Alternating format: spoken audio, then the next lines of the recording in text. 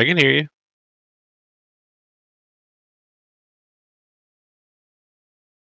I should open the Twitch. Done. Was the stream muted? Is that was the problem? No, there's an issue, and my mic was not coming through. It wasn't muted, but basically the settings were wrong. So I'm going to do this part over again. Okie dokie. And we're back, and I'm going to deal with all that in post. So we are back, and when we last left off, the Faab Five had decided to take a long rest underneath Veil's impenetrable dome after they had cleared the upper monastery of wraiths. During this rest, and unbeknownst to the group, the rest of the spectral creatures throughout Bradfordshire had begun to converge towards the Mesa's summit, summoned by the large ruckus that the team had created up there. Once the group awoke, the Faab Five split off from Voken and the residents of Bradfordshire to descend downward into the crypt where they hoped replacing the glaive Liam had stolen would end the plague that lay over the town. It was no surprise to anyone that the moment the group reached the entrance to the crypt, that they found another horde of wraiths and poltergeists and specters.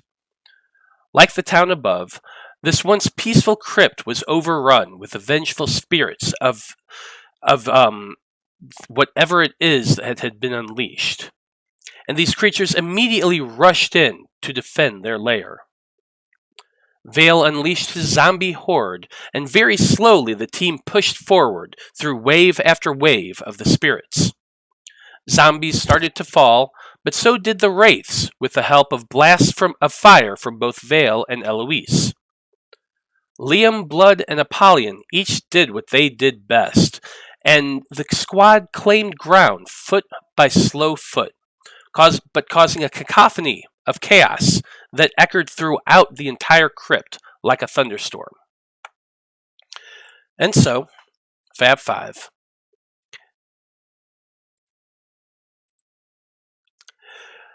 As you know, high above you right now, Voken and the rest of the people you met along the way are defending the monastery against the wraiths of Bradfordshire. There's the two Blue Heron monks, Jortha Skyline and Niasi Zello. There's Father Estru from the Temple of the Five, and Shadows in the Wind, the Tabaxi mastermind who lost his wife to the wraiths the night before. It's their job to keep the enemy off your backs as you push forward towards the depths of the crypt, which is where we are currently picking up from. But before that, a question comes to each of your minds.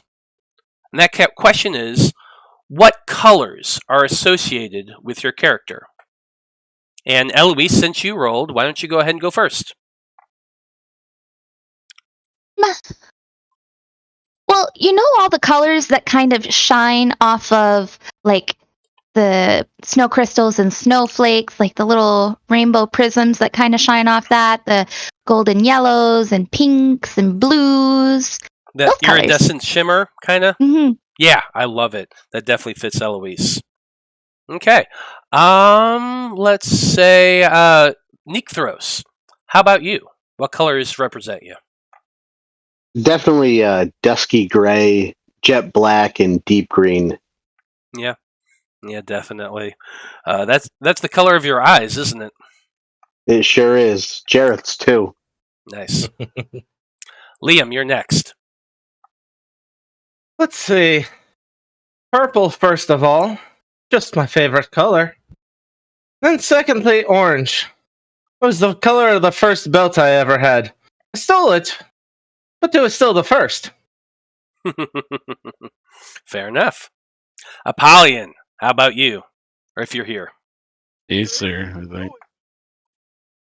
He's quiet. Yeah, I'm not hearing you at all, bud.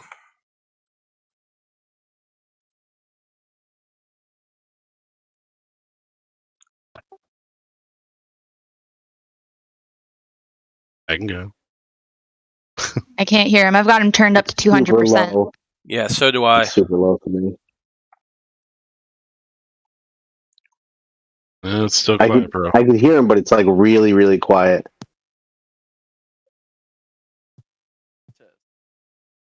Nope. Put the Getting mic nothing. in your mouth. Swallow the mic. Yeah, I can hear you as well. Like it's barely anything.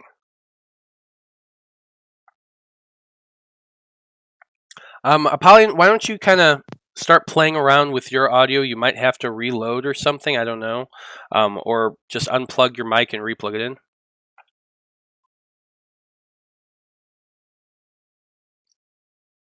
Better, a Barely. little better. Just shout, scream, you fuck your neighbors.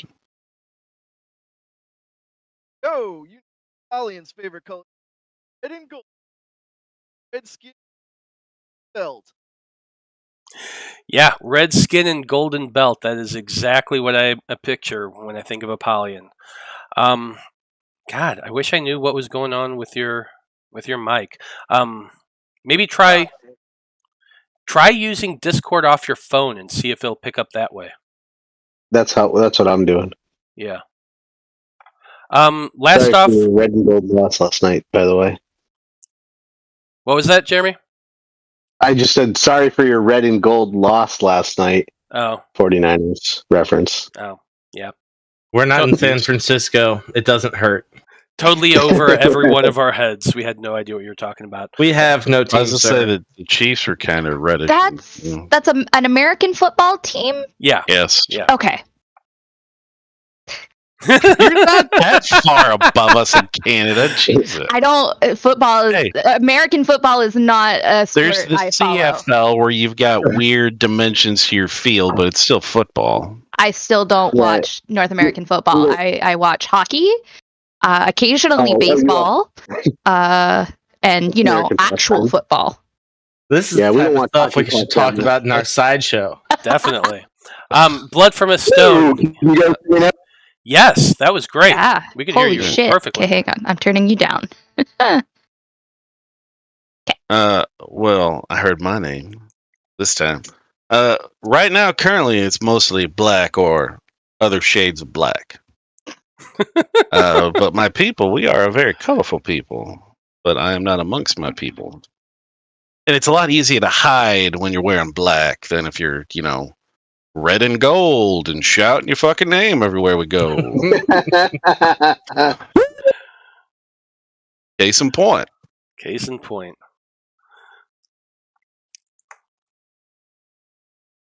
Okay. Well, with that in mind, let's go ahead and jump in back where we left off at the top of the order. Blood from a stone. You're first in initiative, so Shit. you've been basically picking off things as you all make your way down the level into the crypt. You're kind of towards the back, hidden behind everybody else, and right now that you don't see any wraiths or poltergeists or anything like that. You do see these rooms to the side, each side of the main chamber that's filled with those bodies. But other than that, not seeing much. Yeah. I'm not Veil, so those rooms aren't going to do anything for me. Unless they have something in their pockets. But I'll just move up here, looking down the hallway, holding the shot to see if I see anything glowing. Okay, holding If your anything pops action. out. Yep. Got it. Sounds good. Yeah, we've got some sword wraith up next, and it's the one that you can see, Apollyon, right over here around the corner. You can see that bluish glow. That's that wraith there. It can see you as well, and it is calling out in that same unearthly, hollow-sounding voice. Sorry, that was wrong. That kind of thing. It was an inhale, not an exhale. Yeah, it's an inhale, not an exhale. That kind of sound. You don't have to do it anymore, Matt. It's okay. We're already scared enough. Fuck you, Kyle. Fuck you. I thought you were hurting your voice. I'm being nice. I'm frightened. Anyway, let's see here.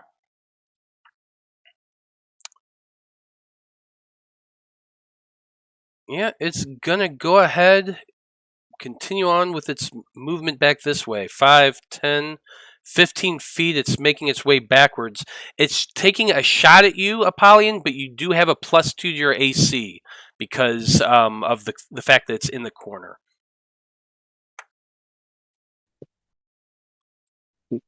So only a crit. Yeah, so only a crit, and a 7's not going to make it. It didn't think it was going to, but it seems to be drawing back, just very slowly, very slowly retreating, but obviously doing so. And then it's going to move back to right about there. I don't even think a crit would hit him. No, a crit always hits. Apollyon, it is your turn next, so what are you wanting to do?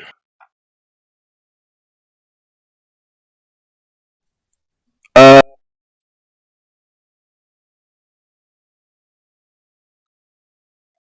had you for like a half a second, but that was it.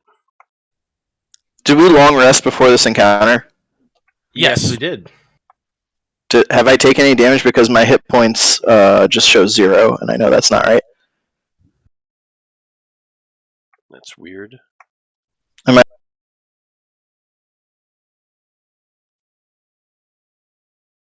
mean, we were fighting stuff before, but Yeah, you guys have been fighting quite a few things. I mean, you Let me punched see here. one of Vale's zombies just to keep rage going earlier.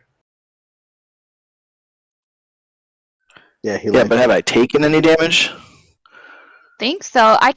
I'll scroll through chat and through the Roll20 But- chat and see what I can find. But here's the problem: when he does those, you see those attacks. How are you going to know they were against Apollyon or not? Yeah, because he just says this wraith comes up That's to you, and true. here's how much damage it deals. It doesn't Yeah. say.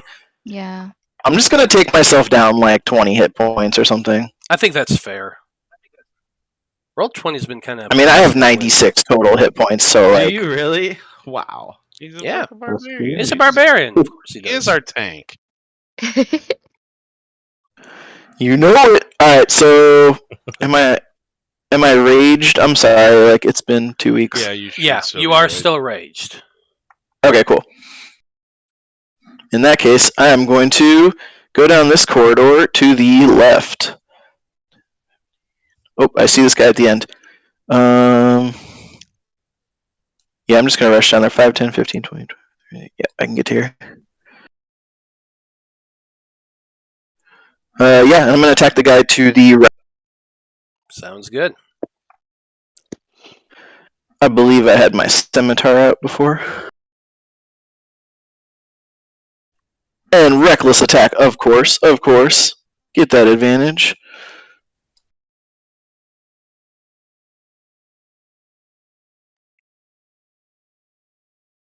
Attack 1's gonna hit.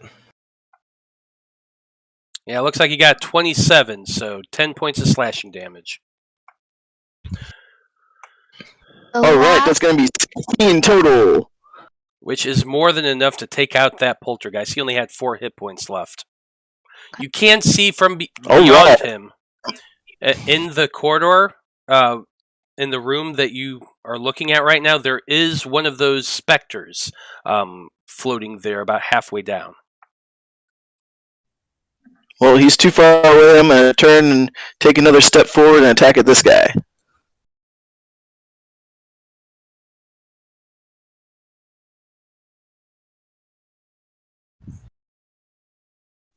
Alright, 22. Yeah, that's going to hit. They have 16 hit AC. 18 damage. Yeah, you had been wailing on these wraiths the last session, and he only had 7 hit points left. So 2 swings take out 2 wraiths, Apollyon. Oh boy.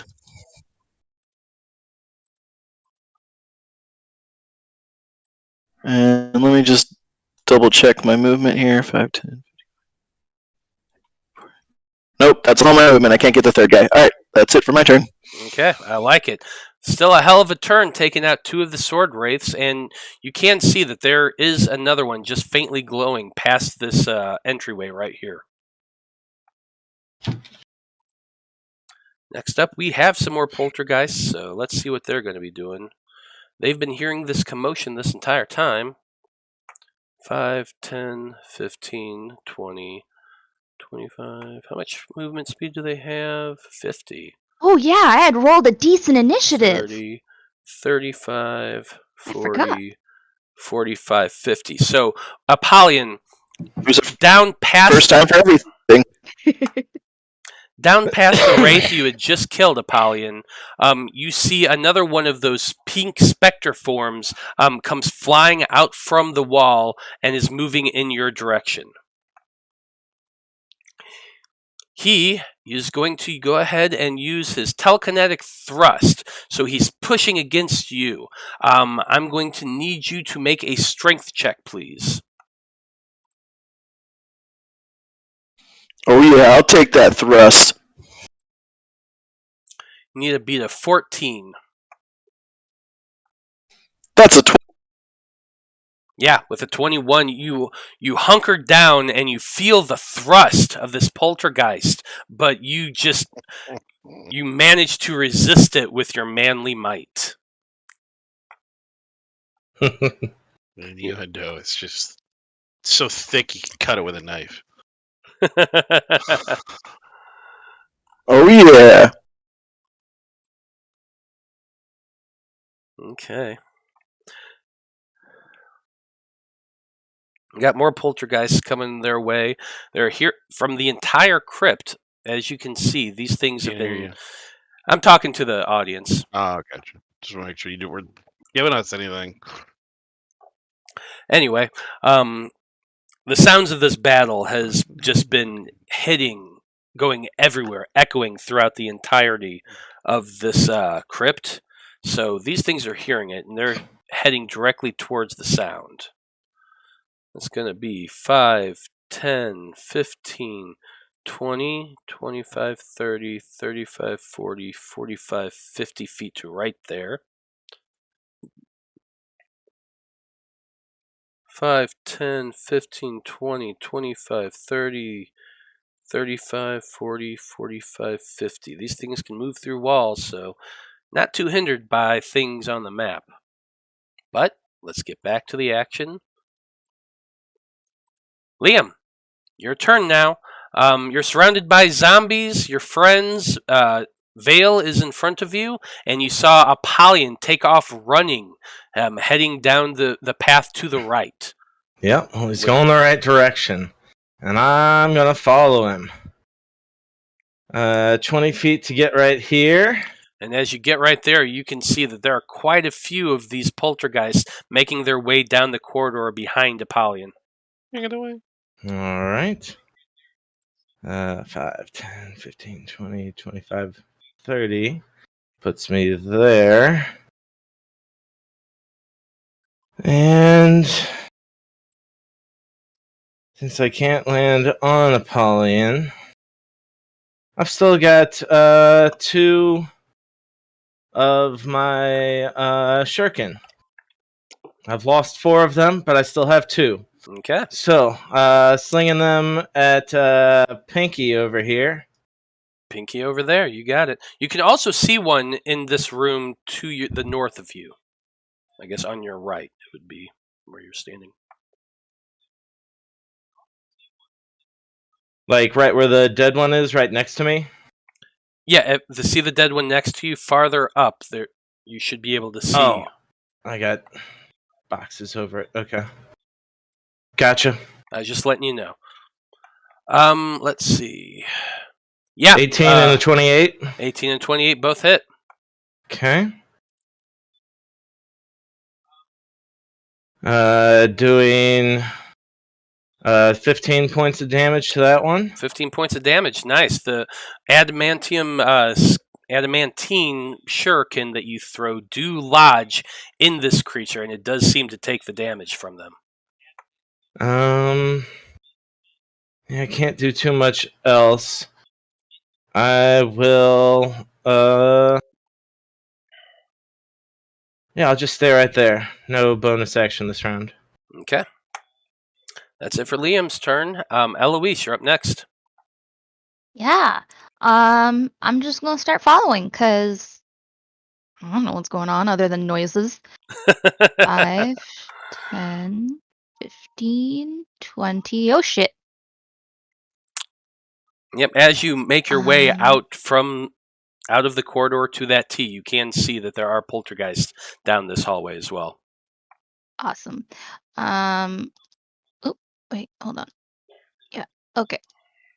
So then gonna go there, and then gone to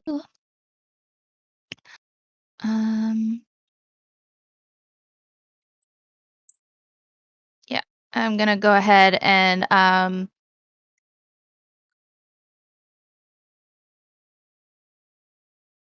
throw a produce flame at this one here. I like it. Go ahead and throw that up.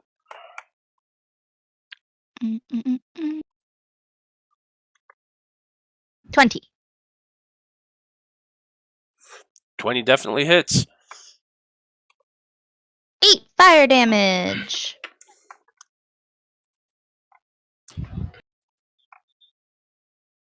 Oops.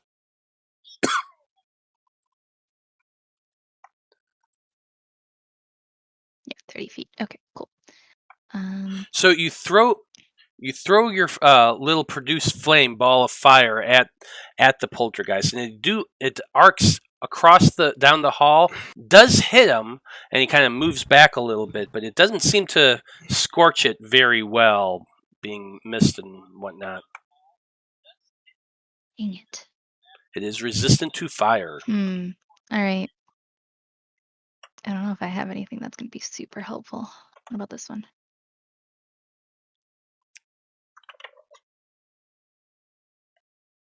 You do anything else for your turn? Yeah, I'll take my last 5 feet of movement over here. And that's all I got.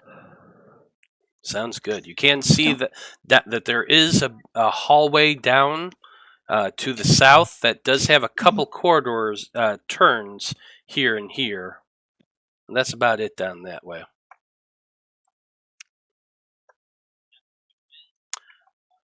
Next up, got some more poltergeists. That one's going to be moving 5, 10, 15, 20, 25, 30, 35, 40, 45, 50. Liam, I thought you said this was easy the first time you came down here.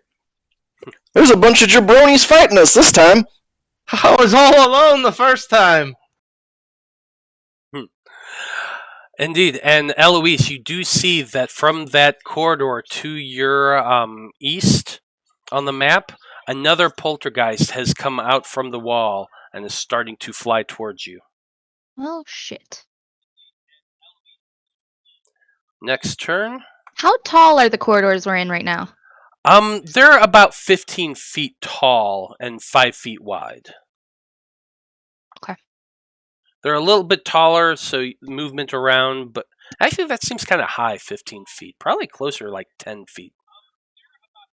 Yeah, I think in the corridors themselves they're 10 feet, and in the chambers they're 15. Does that make sense? Okay. Yeah. Sure. Yeah, hallways 10, big chambers 15. Let's see. Next poltergeist turn.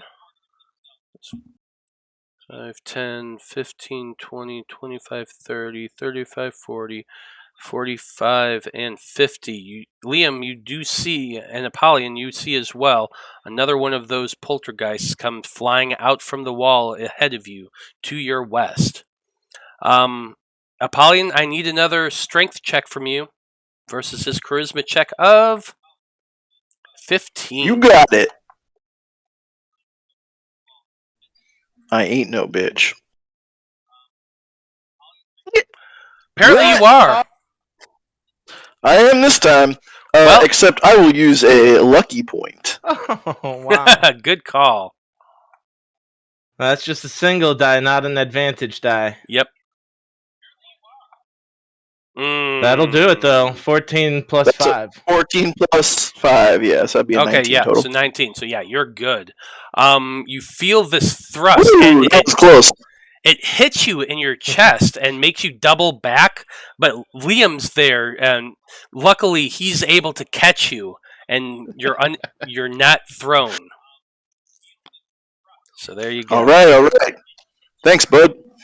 I got you, Polly. Okay. Yeah, that's it for that turn. And next up, we have the sword wraith that you can see in this corridor here, Apollyon. I'm gonna move these ones that are dead. I say dissolve to nothing anyway.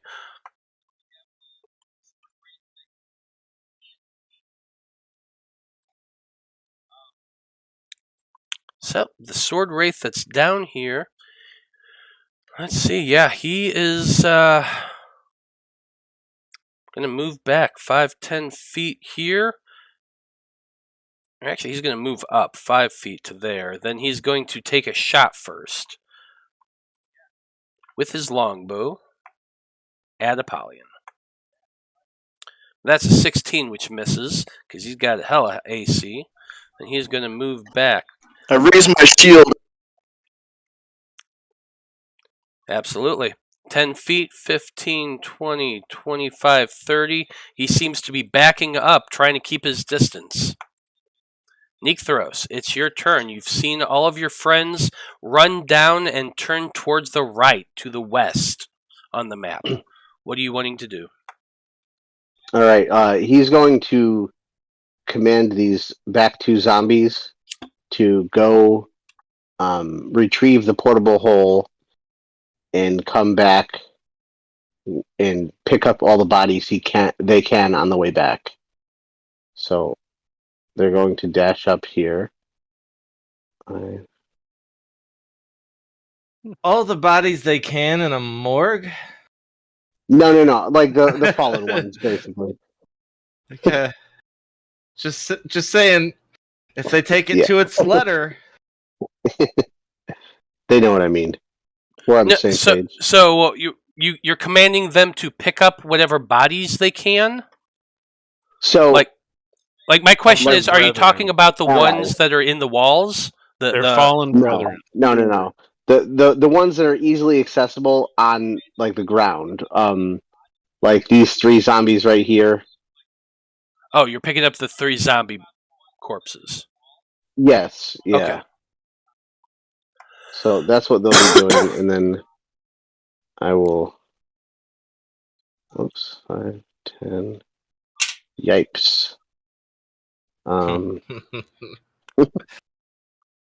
15, 20, 30. Okay. And these ones are going to continue what they were told to do before. So 5, 10, 15. Oops.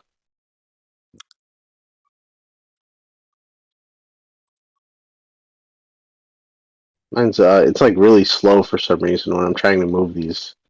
It's lagging a lot.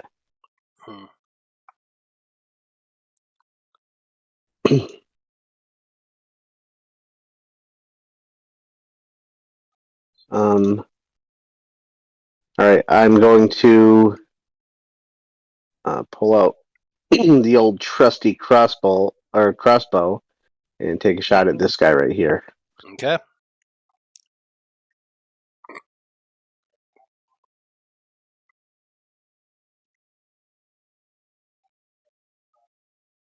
That's a 24. It's a good shot, buddy. Yeah, 24 is definitely going to hit. And that's 4 piercing damage. Okay. It's half. Yep. The arrow goes through, flying, and strikes true into the It's not poltergeist. half. But That's a +1 crossbow, isn't it? No. I could have sworn the crossbow I gave, or did Eloise have the +1 that I had? Eloise has one that she had. Because I had gotten one off the chick that was Grover Jar's lieutenant. She had a +1 crossbow, and I gave it to somebody.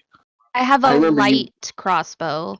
But there is a +1 crossbow somewhere that someone has. Yeah, originally you gave me a crossbow, and I gave it back to you because that was the one with that you're currently using, the crazy one.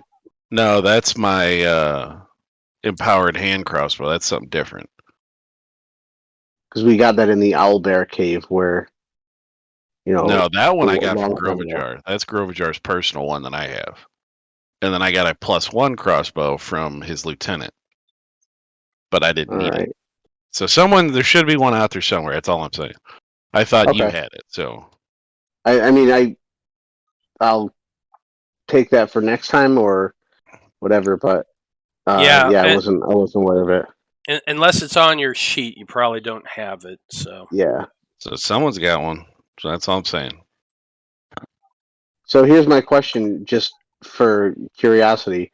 If it was a +1 crossbow, would that have done full damage because it's a magic crossbow? Or Yes. is it just... Yes, that's Okay. correct. That's why I brought it up, because I was like, somebody's got one. I know, I remember, because I took that off that bitch specifically because I hated her. All right. Well, we'll have to figure that out.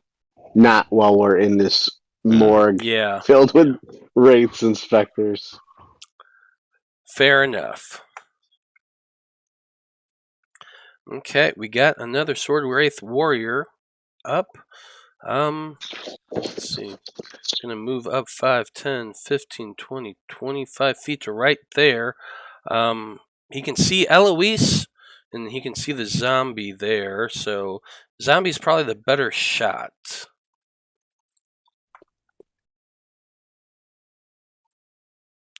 That's a 19 to hit the lead zombie, Veil, which I assume hits. I'll hit it twice. So 4 points of piercing damage to that zombie right there. All right.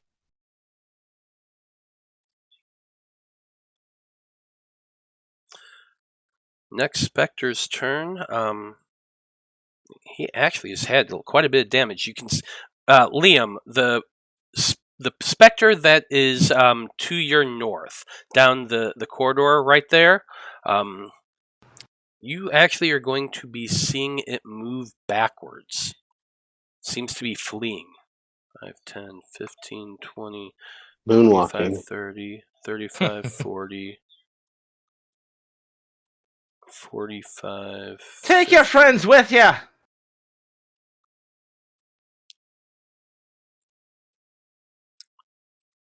That's its turn. More of them are pouring out, though.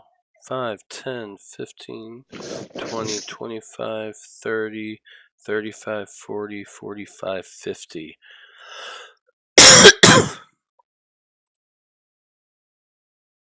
Got a Sword Wraith here. 5, 10, 15, 20, 25, 30. Okay, Jeremy, another Sword Wraith has come up the corridor and is right here next to you.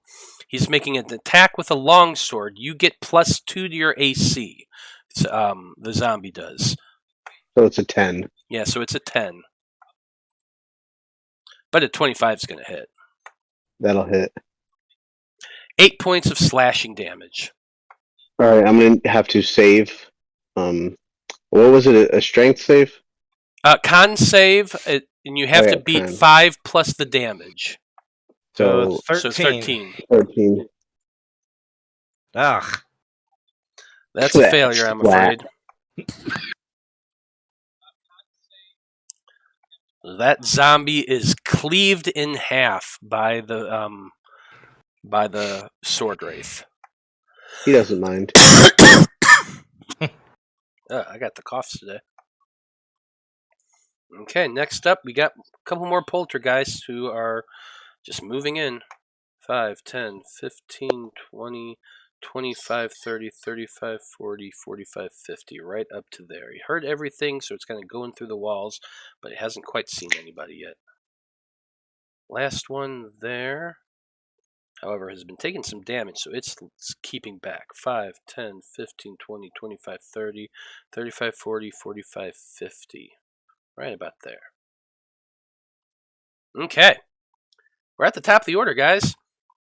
And Blood from the Stone, you had been holding your action, watching to see if anything came down from the hallway, and instead everybody just ran down the hallway. Yeah, no shiny things showed themselves in my path. So I'm afraid not. 5, 10, so it's 10. It's 25, and you could see some lovelies there, but he's not going to be the one trapped at the end. 30. And he's going to use some feline agility on this one to get up to 60 feet. So he's going to get up to this corner, hide there. Can he? I guess we've been able to tell. Probably we've seen these things enough. Can we tell that this guy is a little bit more significant than these things? Significant how? Like more dangerous. Well, you can definitely tell them apart. The blue glowing ones have swords and they're the ones that are calling forth, like even like the certain ones create more of its friends and shit like that. So you have seen that happen. You have seen that happen before. I just don't know if it's this one that can do that though. But yes. But yeah, he's gonna come up, kind of quick peek around the corner, get a quick hide in there. And then he's just going to poke back out. Sorry, Eloise. He's going to take a shot at the blue one. Okay. Just because it seems like that would be the more important one to kill. Oh, I didn't mean to do sharpshooter. I didn't declare it, so don't count the sharpshooter. Okay. So it's a 23. Yeah, 23 is going to hit. I clicked Maybe for the you damage. should have sharpshooted. Okay. Ugh. Yeah, would have given me an extra 10 on that, but 22 plus 6, 28 total. 28 points of damage. Big hit from you with your crossbow, but it does still seem to retain its form. And then he's just going to kind of move up a couple more here in front of you know what? We'll stay on the other side of Veil because he's got a little bit more protection than Veil does. So we'll hang out there and just wait for him to come. Squeezing around your friends, you take up a position between Veil and Eloise. Okay. Apollyon, you're up next, and you're in the lead. You see quite a few of those specters and one more sword wraith, so what are you going to do? Straightforward, Polly, straightforward. All right, let's go. I'm going to move up 15 feet right to here, and then exhale my draconic breath on these jabronis. I like it. And my sonic pulse breath in a 30-foot line coming from me. They need to make a 17 DC dexterity save. Okay, so that's the two poltergeists in front of you? Yep. Okay. Seriously though, I want your dragon breath because mine's shite.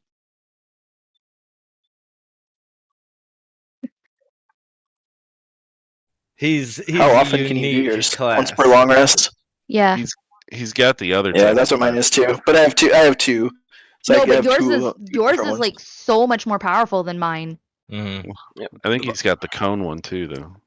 Both are failures, and that's enough to take out both those poltergeists. So Nice. Go ahead and describe how this looks. Yeah, Apollyon comes up. Says, You Can't hear you.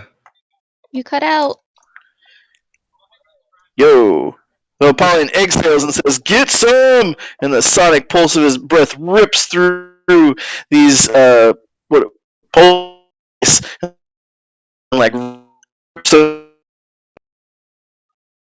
I'm sure that sounded epic. If only we could have heard all of it. Oh well. Can you not hear me? You were cutting in and out, so you'd say half a word, and then you'd go out, then you'd hear a few bit more, then you'd go out. Oh man, I'm sorry. Why is it like this? Because the internet hates you, bro. Sometimes it'd be like that. Or it doesn't hate you, it just seems to hate Apollyon. Yeah, kinda. Now it's the same thing in his. Well, they're dead. Yeah. Either way, they're both dead. So well done, Apollyon. Yeah. Still got some movement. Oh yeah, moving up.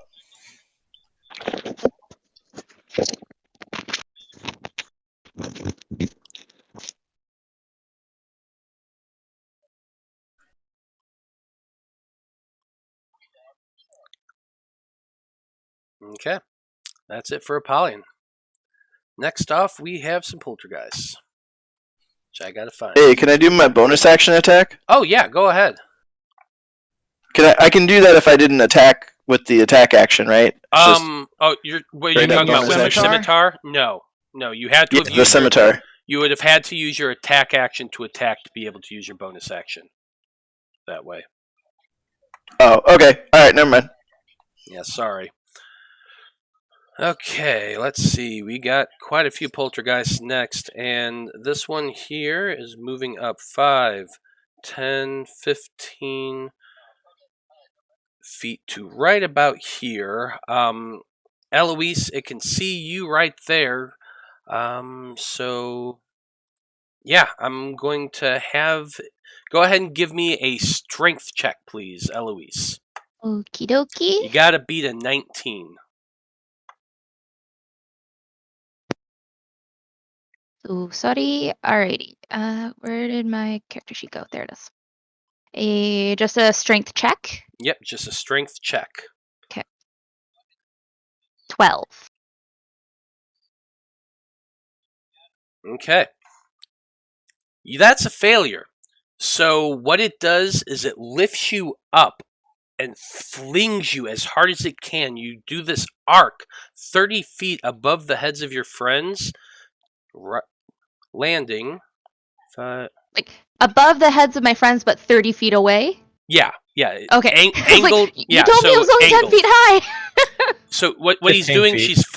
You're being flung at an angle up and Yeah. over. You're gonna Okay. hit. Basically, you're gonna hit the ledge right here, and hit the ceiling right at there. Does that make sense? Fun. Okay. So I end up over here and prone. Yes, is you what you're saying. end Okay. up right there and prone, which Okay. and it was, let's see, 5, 10, 15, 20, 25, 30 feet right there. Exactly. So you take 9 points of bludgeoning damage as you slam against the ceiling and then fall down to the ground and end up prone.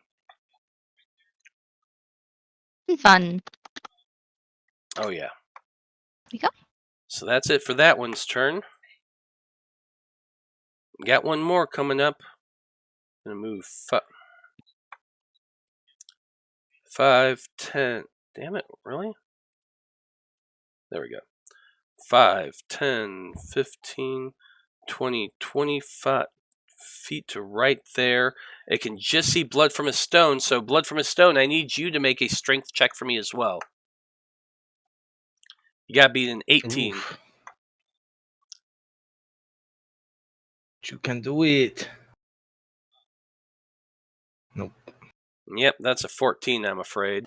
So that's a failure. You as well go hurling, flying upward at an angle, slamming into that ceiling, the same place that Eloise hit, and come tumbling down to the ground, lying smashed prone on your back.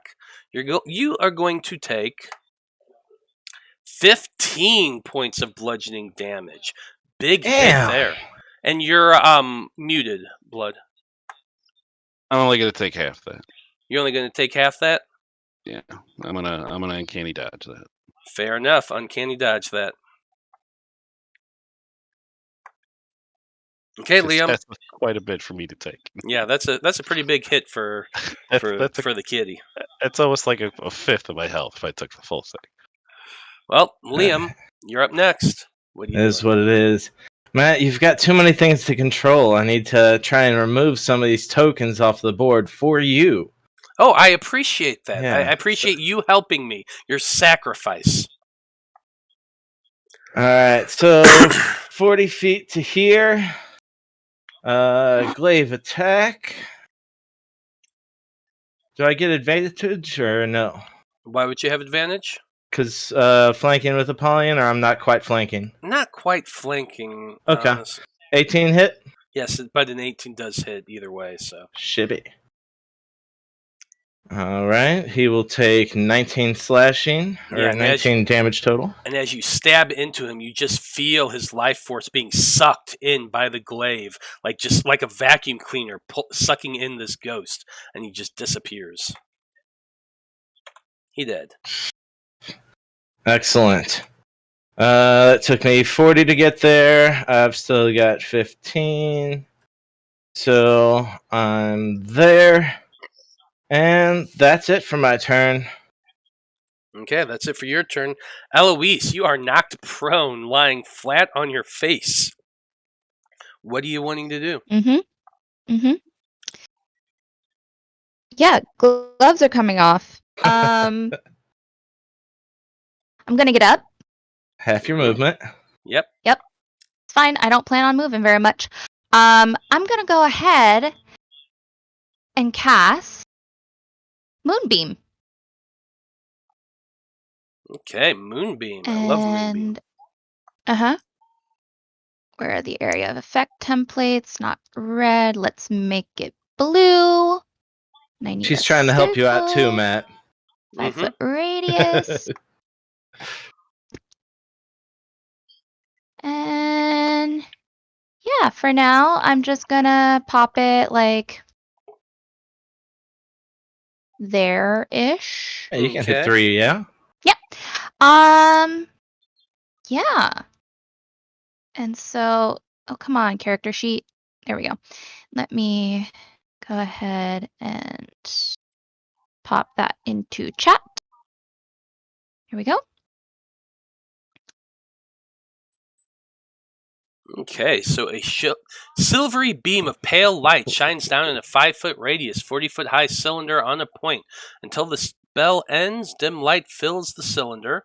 When a creature enters the spell area for the first time on a turn or start its turn there, is engulfed in ghostly flames. Cool. So on their turn, they're going to be slammed by that. Love it. And this Well, it does also says, radiant damage. Does that do double? It does do radiant damage, so we'll see but it what also happens. says when it enters the spell's area for the first time on a turn, not So- on their turn, but a turn. A turn or when it enters. Yeah, Yeah, so remember, it's one or the other. we talked about that. Okay. I actually posted an article about that because we used to think the same thing, that Mhm. it's whenever it happens, but it's basically creating an area of rough terrain, essentially. It's not like a fireball that hits them automatically. It's an area of terrain that when they start their turn in or when they move into, they get hit by it. So we had to clarify on that, but that's No actually worries. rules as written. Okay. That's still on their turn. Yeah. And guess what? It's their turn. Well, one of them will be. If do you have anything else you're doing, Eloise? You still got 15 feet of movement and a bonus action. Yeah. I'm just gonna keep following so that I don't fall behind. So 1, 2. I'll 1, 2. Stepping over blood. Can I help Blood stand so that way it takes up less of his movement to get up, or no? You can use the help action to do that, but it is an action. Gotcha. Yeah. Alrighty. So, sorry, Blood. And yeah, I'm just That's gonna fine. move my 15 feet. I got dash. I'm good. And yeah, that's gonna be that. Okay. So does she roll Actually, the damage one time for I'm all gonna of them? I'm gonna or... like No, it's you make it roll so that I'm a bit each on an time. angle. There we go. Okay. Yeah, on every time it's a turn is started, she rolls new damage. So it is this one right here. It's that one's turn. Okay. So I'm gonna need you to go ahead and roll the damage for that. And I think it's a dex save. Con save. Constitute. Con save. Thank you. Oh yeah, that went well. That's a 3, so full damage. 20 points of radiant damage. 20 points of radiant damage. Let me see here.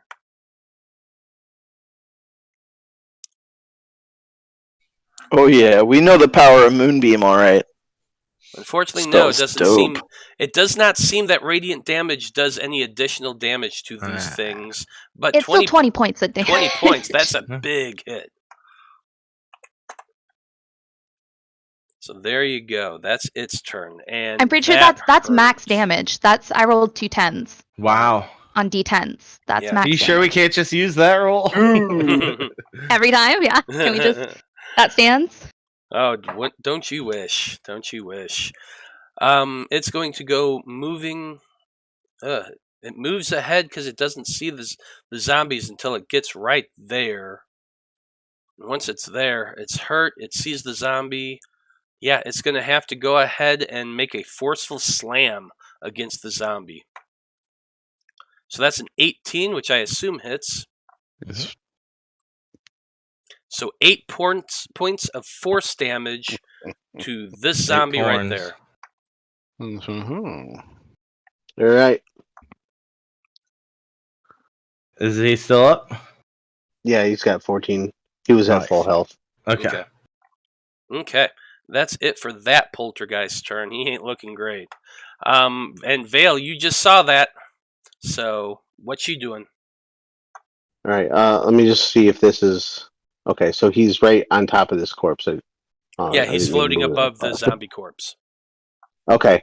So, first things, these guys are going to continue their mission for the portable hole. I'll move them. 5, 10, 15, 20, 30. There's 30, 35, 40. Okay. And then, so this first zombie is going to walk down here, and then, so he's going to walk and take a swing as he's walking at this, the wraith that just got hit, or the specter that just got hit. Perfect. Does that make sense? Yep. So they're all going to do that in like a conga line of fists. Yeah. So the first one will take a reaction attack, but after that, Yeah, exactly. After that, nothing. So he's going to take a slam attack. I'm just going to do them all right now. There's how many? Okay, that one will hit, so go ahead and roll damage first. 2. That's, well, it would have been enough, except he's resistant, so you did 1 point of damage. Poltergeist is still alive. Okay. So then he's gonna moved. So continue you're walking. that zombie is moving, correct? Yep. Yeah. So he is going to get a reaction. Okay, he's going to take his reaction as a forceful slam, and that's a 9, which hits. Yep, that'll hit. So 9 more points of force damage. Okay. I think he needs to roll a 14 to stay up. No, he's down to 5 health. Oh, okay. Didn't he just take 8 earlier? Yeah, he was at Yeah, full he had hit 22. points. Oh, I thought you said he had 14. I'm sorry. No, After full. the 8. Yeah, after he went to 14. So it's 5, 10, 15, 20. Bring him right here. The second one is going to do the same thing. 5, 10, 15, 20. I'm just going to line him up right now. Okay. But he'll do the slam attack. We need a bard that can play to this conga line here. Yeah, conga line with a crit, and he literally had 1 hit point left. So that's enough to take that guy out. Crit. Vale must look at the first one doing 2 and the second one doing 10 and just be all like, all right, you're in charge. Yeah, he takes the C, the captain's C, off his shirt and pins it on the next one. It's canon. All right. Okay, so that'll make him right here, and then Vale is going to shout ahead to Liam. You know where you're going, right? Absolutely. All right, just making sure we're going the right way. Oh, yeah. All right, so 5, 10, 15, 20, and then 25, 30, and he'll use his dash action.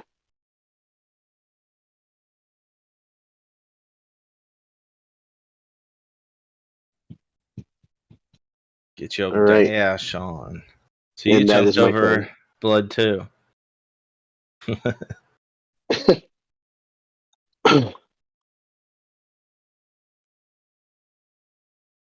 I'm done.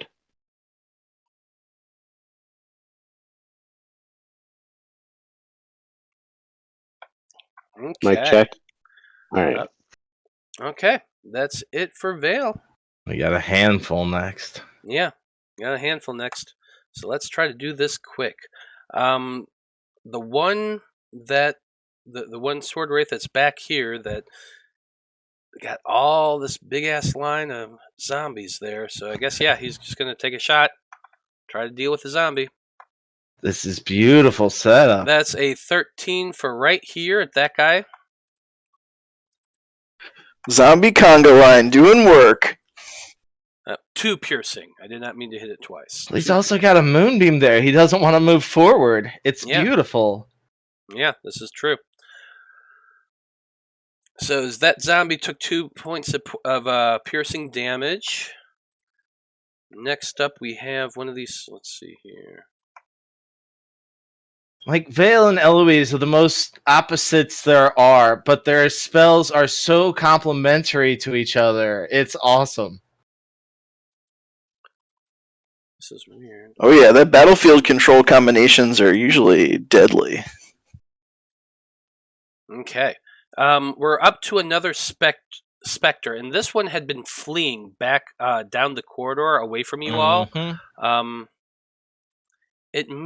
As it moves in 5-10 feet, it spots the zombies that you had sent back for the portable hole veil.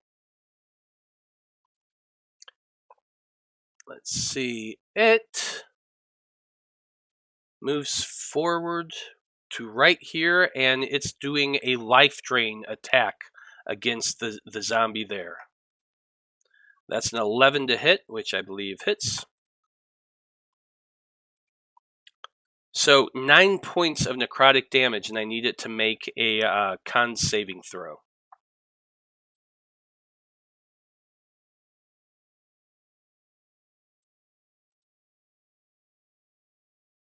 Okay. It does not lose its maximum hit points with a 14. And then it is moving backwards. It's flying backwards away from you after that hit. So the zombie does have the ability to make a reaction if it wants to.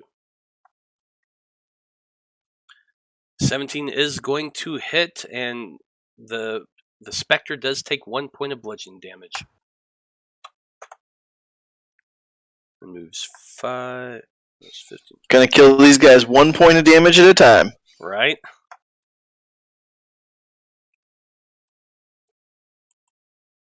Okay, next up, we do have the specter back here. It's going to move 5, 10, 15, 20 feet to right here.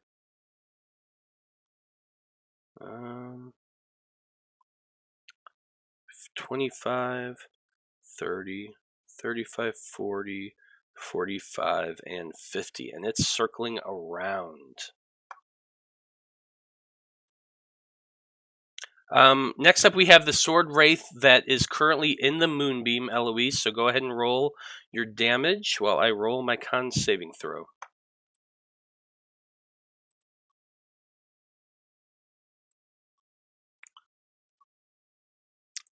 That's a 14, which is a failure. You're muted, Eloise. 17's pretty good. Yeah, 17's great. So, which is enough to take this guy out. He had 13 hit points left. Yay. So the radiant damage from the moonbeam just burns through one of these sword wraiths, and he is dead. Ace.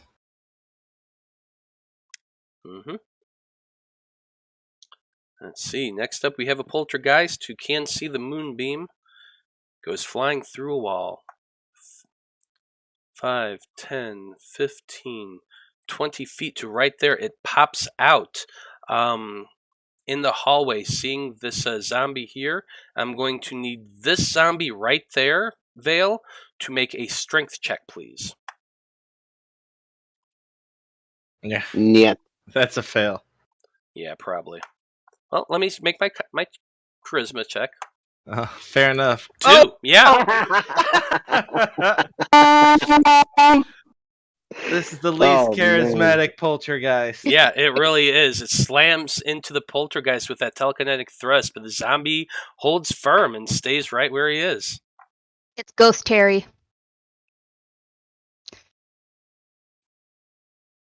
Zombie looks back at Eloise. He's all like, "That's how it's done, son." 5, 10, 15, 20, 25, 30. So we do have another poltergeist that pops out from this hallway back here, catching sounds of the zombies as they make their way back to the portable hole. He's going to do a telekinetic shove at this zombie right here.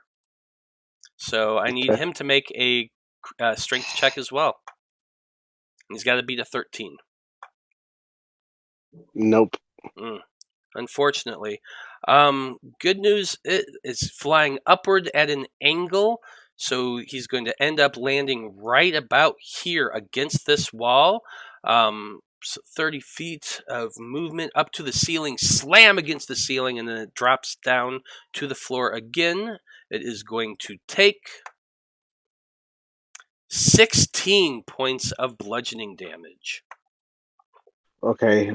He's got 4. So. Okay, so go ahead and make a con saving throw, but yeah, 10's a failure. Splat. That zombie is crushed. But we're at the top of the turn order, but it's also 8:10, so you guys want to go ahead and just take a break now instead of going through turn order one more time? Sure. Okay, perfect. So we're going to go ahead and take Sounds good. We're going to take a 10-minute break, folks. We will be back after a short intermission. Stay tuned.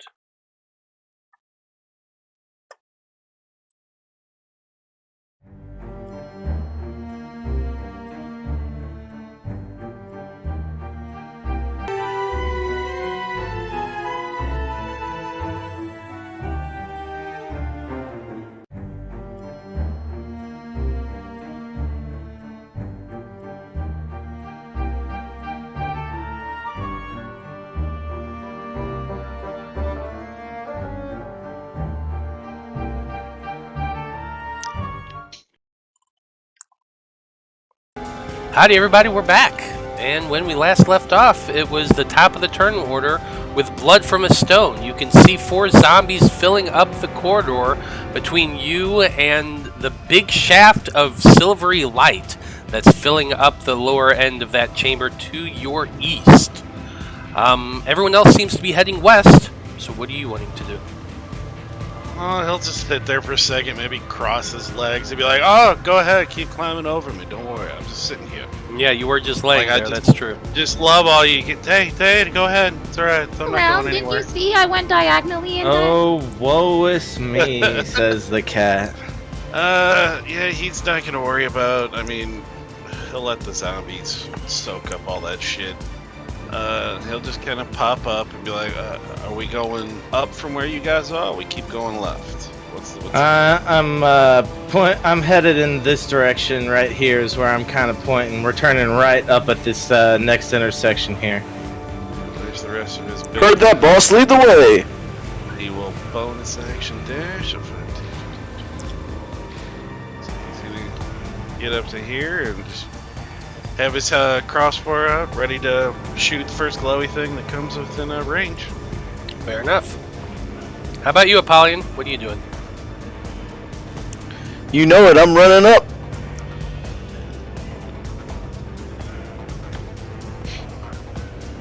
Oh, I did not mean to go that way. What the hell? Here. There you go. As you turn and look down that corridor, you can see that there is a hallway that leads this way that kind of L's off to the south. But ahead of you is a corridor that expands quite a long distance past your dark vision. You can see to right up about there, and beyond it, it is just dark. You do not see any poltergeists or anything down that way. That's the way! Keep going straight! Alright, I'm going. I'm gonna dash.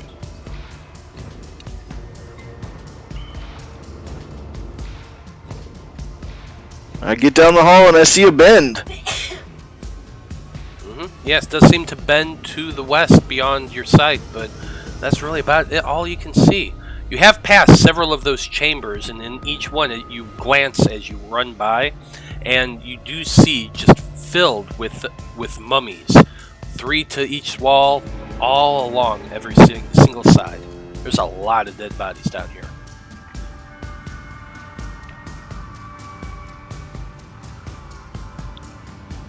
Well, that's all I got. Okay. Okay. So next up, we have the poltergeist that is currently in your whatchamacallit, your moonbeam, Eloise. So Yay. I'm gonna go ahead and roll its con save, which is an 11. So I assume that fails. Ugh. Oh, 8 points of radiant damage. Wow. 8 points Such a of wide radiant damage. Yeah. spectrum of damages. Not a whole lot, but it does seem to burn through this poltergeist at least a little bit. He ain't looking great, but that is the beginning of his turn. So, it sees the zombie right there, Veil, and it's going to go ahead and make its telekinetic thrust. So I'm going to need the zombie to make a strength check, please. Ooh, 19. Ooh, good number. Ooh, that beats the 18. Nice. Very nice. And then the zombie just points to the C on his chest.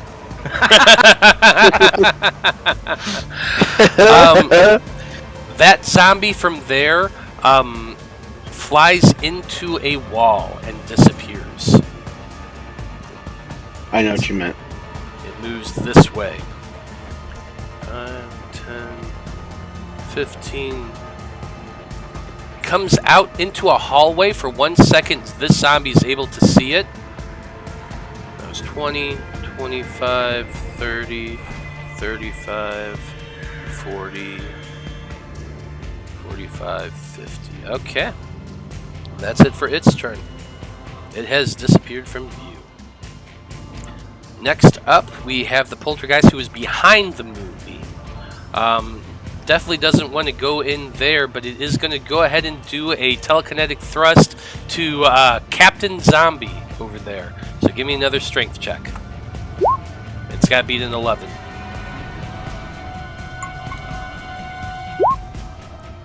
Nope. That's a Couldn't do shame. 2 in a row. Yeah, that's a shame. Unfortunately, it goes flying 30 feet overhead the rest of the zombies. 5, 10, 15, 20, 25, 30, slamming against the ceiling before dropping down to the floor. It's going to go ahead and take 10 points of bludgeoning damage.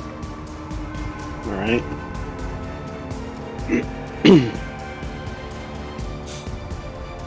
Liam, you're up next. What are you doing? You did just see a zombie come flying down the hall and land in just past the threshold of the doorway. That's some good funny stuff there, but no time for that. Alright, moving forward. 15. 20, 25, 30, 35, 40.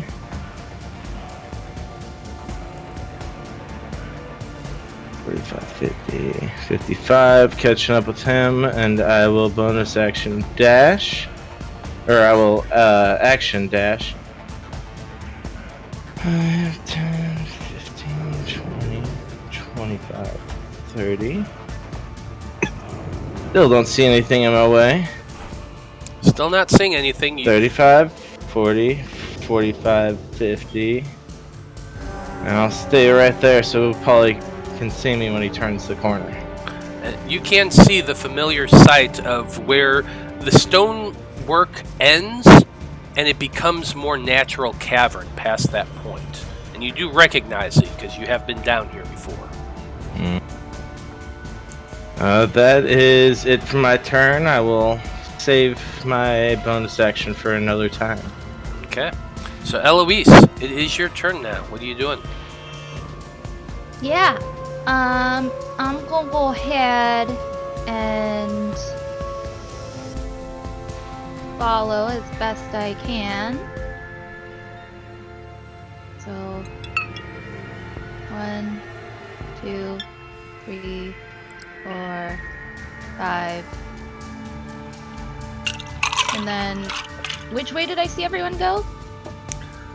They turned to the right, north, past Blood over there, yeah. Okay. So 6 is as far as I can go. And I'm going to go ahead and move my moonbeam. I can move it 60 feet. So let's see what...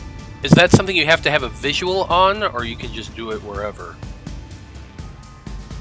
I mean, I can still see it right now, but... Oh, you can physically still see it? Yeah. Okay, then yeah, you're fine. Okay. So 60 feet from there would be... Cool!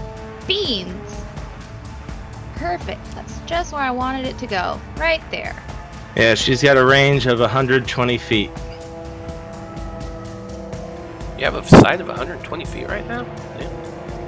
Yeah. Sight? No, but I can move it. The spell can be within 120 feet of me, and I can move it 60 feet. Okay, and you don't have to have... What I'm saying is you don't have to have visual on it to move? Oh, I don't know. I was able to see it, though. Saying. Yeah, well, if you think about it, it is emitting light. It's a moonbeam, so even if it was all black in front of it, she could see the beam of light. Yeah, that's a good point. That is a good point. On each of your turns after you cast a spell, you can use an action to move the beam up to 60 feet in any direction. It doesn't say I have to see it. It does not say. So yeah, you're good either way, honestly. I just wanted to make sure. Yeah. And yeah, you could definitely move that moonbeam and have it beaming down now, right in the middle of that corridor there. So yeah. You doing anything else? I moved that, and I think that was my action, because it's an action to move it. Mm-hmm. And I don't have any bonus actions, so I guess that's me. Fair enough. Okay. Veil, you're up next. Alright, so, first things first, I'll go all the way up top to with the zombie with the portable hole. He's gonna do 5, 10, he's going to scoop this fallen zombie, kind of drag him to the hole. Okay. 15. And I'm assuming, can he place him in the hole? Or scoop him in the hole? Yeah, he'd be able to throw him down into the hole. I'm assuming that. Alright, and then he's going to grab... And, he's going to grab the hole itself. And start heading back. Okay, so it's an action to pick up and move the zombie. Bonus action to grab the portable hole. Yep. So that's that for him. Okay. Veil is going to shout at these 4 conga line zombies and say, actually, I don't want to metagame. I would say, I was going to say I'd have Veil say to them, go help out with the other one. It's taking kind of long, but he wouldn't know. Would he know? Like, you don't see through them, do you, with the spell? No. You're not aware like of them. Yeah. So yeah, I would say no. You have no clue what the zombie is doing. It's just been following your instructions this whole time. Okay. Well, I'll tell these guys to take care of, these poltergeists coming up, or, get rid of these poltergeists so they don't follow us, type thing. Okay. And he's gonna do 5, 10, 15, 20, and take a slam at this guy.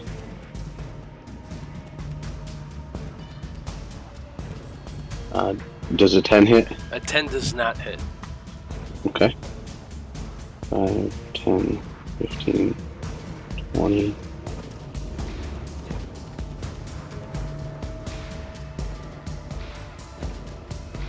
That 4 is gonna miss. Yeah, definitely gonna miss.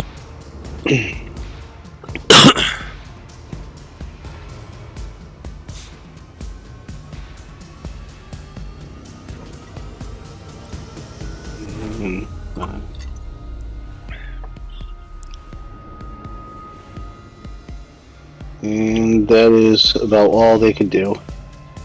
And then for me, because it's still my turn, I will dash up the hall towards. They went up this way, right? Yeah, they went up in that direction. Here's 30.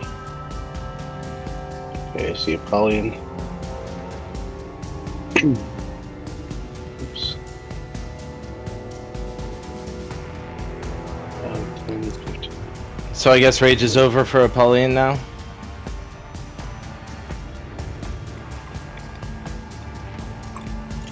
Too bad I didn't have an action. Yeah, I didn't attack my last turn.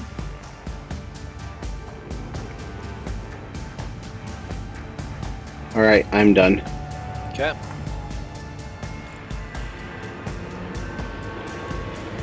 Next up, we do have the Sword Wraith.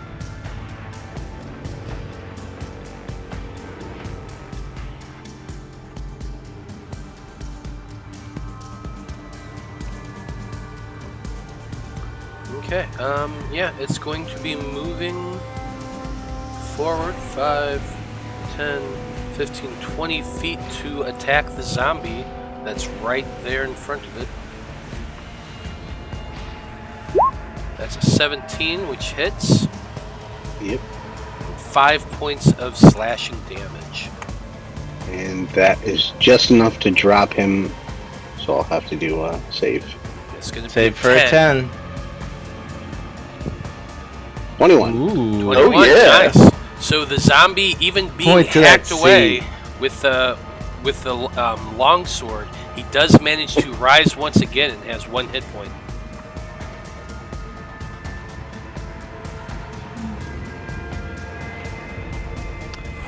Okay, next up we have the spectator that was dealing with the zombie that grabbed the portable hole. He did see it grab the portable hole and it moved forward, so it's going to move up 5, 10, 15, 20, 25, 30 feet to right there. And it's going to life drain that zombie. It sees it alone. It's an easy target. Ooh, that's a 7, which is gonna miss. Wow. It's gonna stay right where it is, floating there.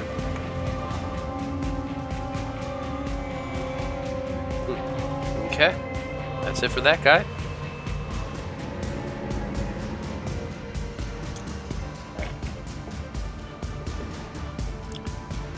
Next up, we have the specter that is currently surrounded by the 2 zombies. Glancing between the 2 of them, it's going to attack the one to the south. That's another life drain. That's a 9, which does hit. Man, I'm rolling really bad today. 14 points of necrotic damage, and you need to make a con saving throw. That's a failure, so it loses all of the 14 points permanently from its hit points. Or at least Okay, so that would drop him. So Okay. can he do his con save? Yeah, you can do the con save again. 21. So yeah, he I had don't to know beat if a it 19. drops him to 0. It says it's already. Well, I mean, he's already dead though. It said Oh. if this effect So- reduces the hit point maximum to 0. Yeah. But it doesn't. So it's taking it from its total hit points. So Oh, okay. does I that see. make sense? Yes.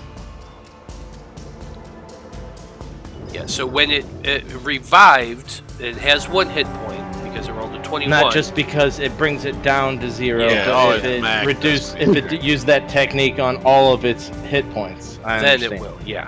Correct. Okay. Next, we got another poltergeist.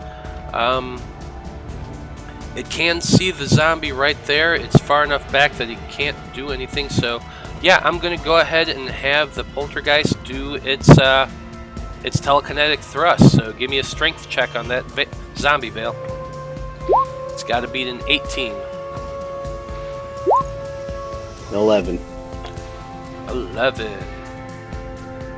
It's being thrown at a weird angle, so it's going to be moving 5, 10, 15, 20 feet to right here, where it slams against the ceiling and falls dead. So that's 2d6. 8 points of bludgeoning damage. Alright, it's down to 2 hit points. And he is currently prone. Alright. Okay, the last poltergeist is the one that's over here, near the zombie with the portable hole. He's doing the same thing, telekinetic thrust, so I need a strength check from you to beat a 15. Nope. That is a failure, so he's flinging the zombie a full 30 feet to land against the back of the hallway here. It's fine. Yeah. So it takes 12 points of bludgeoning damage. Alright, so he's got 10. So he has to make a con save. Unfortunately, Nope. that's a failure. So that zombie is now dead. It still has the portable hole in its hand. Alright.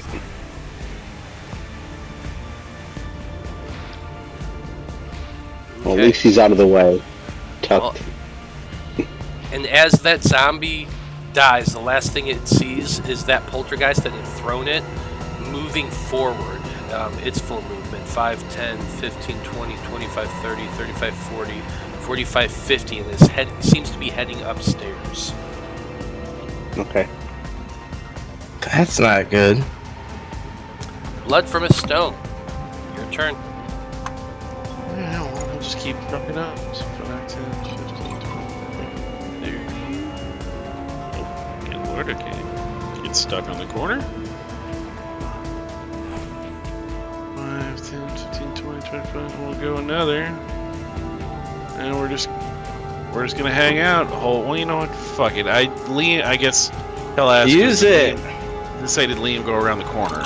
Yeah. If he kept going, so yeah, he'll just still action dash. So 5, 10, 15, 20. If they get up here, that's movement, action, movement, and bonus action movement. So he's done. Okay. That's it for blood. Apollyon, you're up next. Alright, I'm pushing ahead too.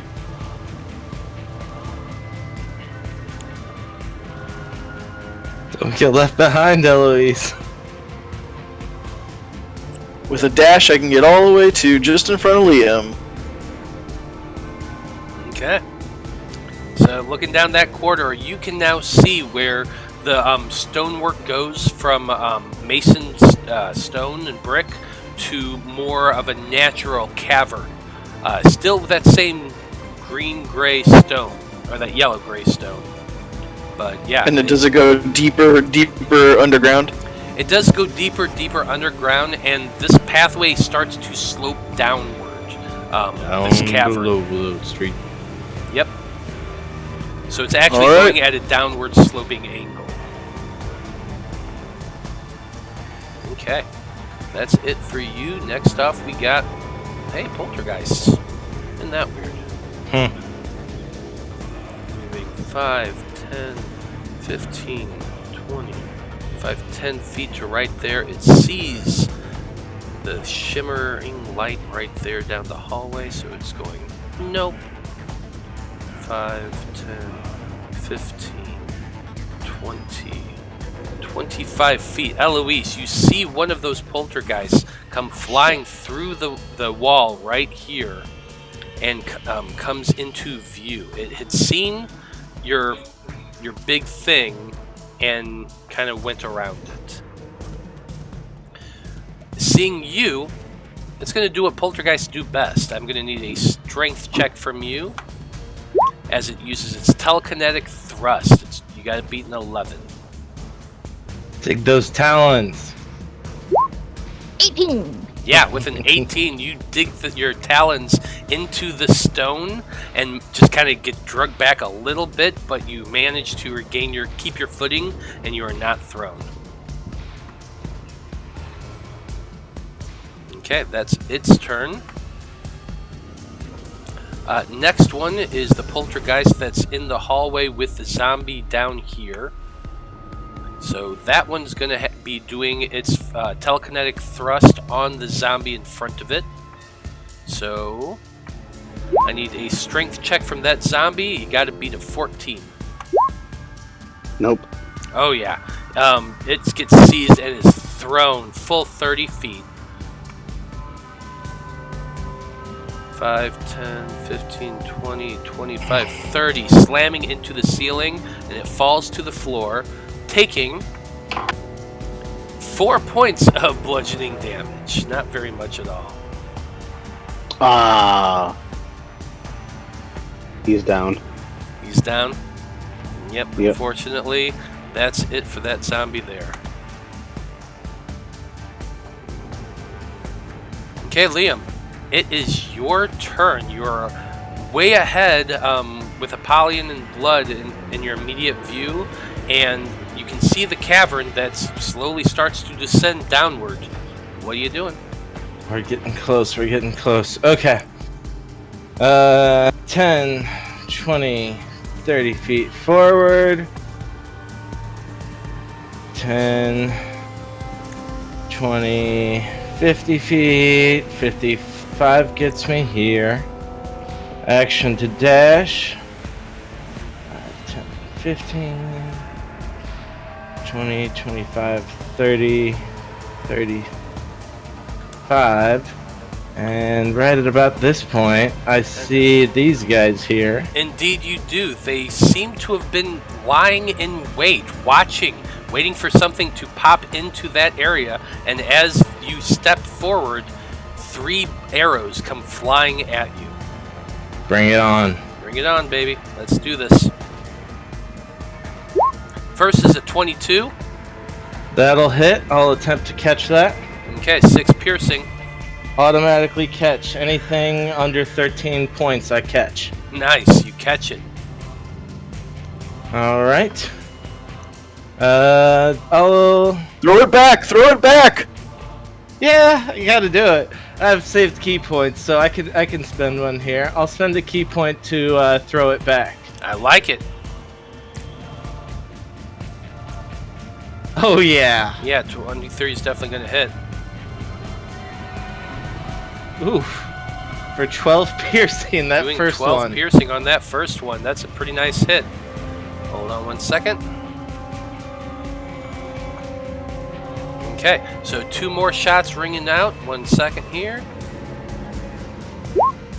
Second one is a miss with a 4.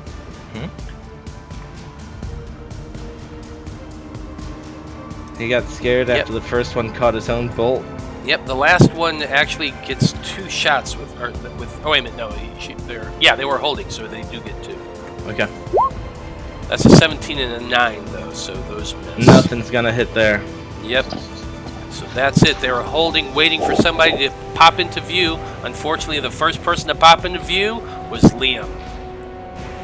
Excellent. So I was at 35.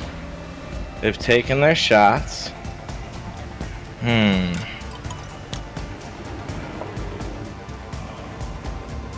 Yeah, let's move right into here.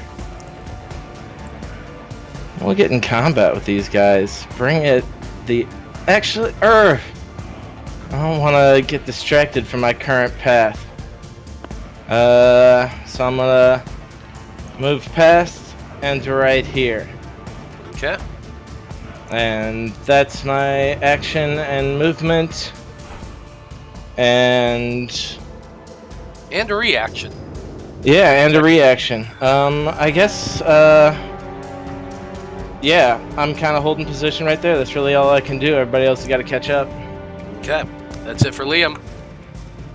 Eloise, you got a poltergeist right in front of you that came out of the wall. You're looking around and you realize you're by yourself. Huh? So what are you going to do?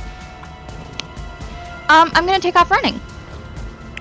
Yeah, that's valid. 5, 10, 15, 20, 25, 30, and dash. 5, 10, 15, 25, 20, 25, 30. Okay. There you go. Okay. Action and movement.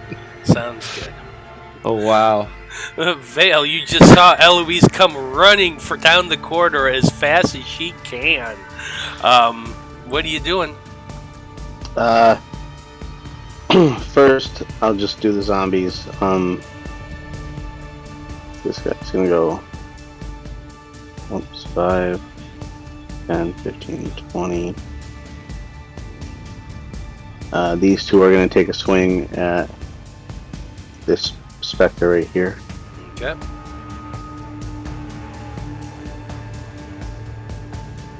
13 and 14. Yep, both are gonna hit. 9 total bludgeoning.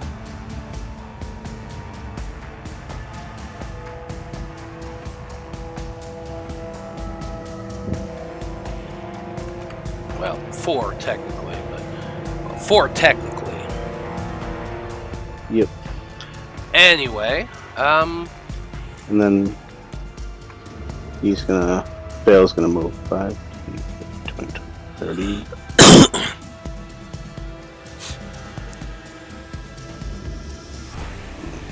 10.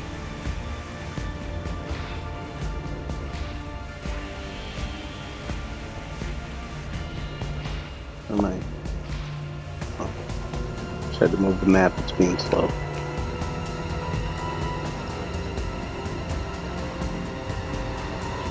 Here. I'm stuck.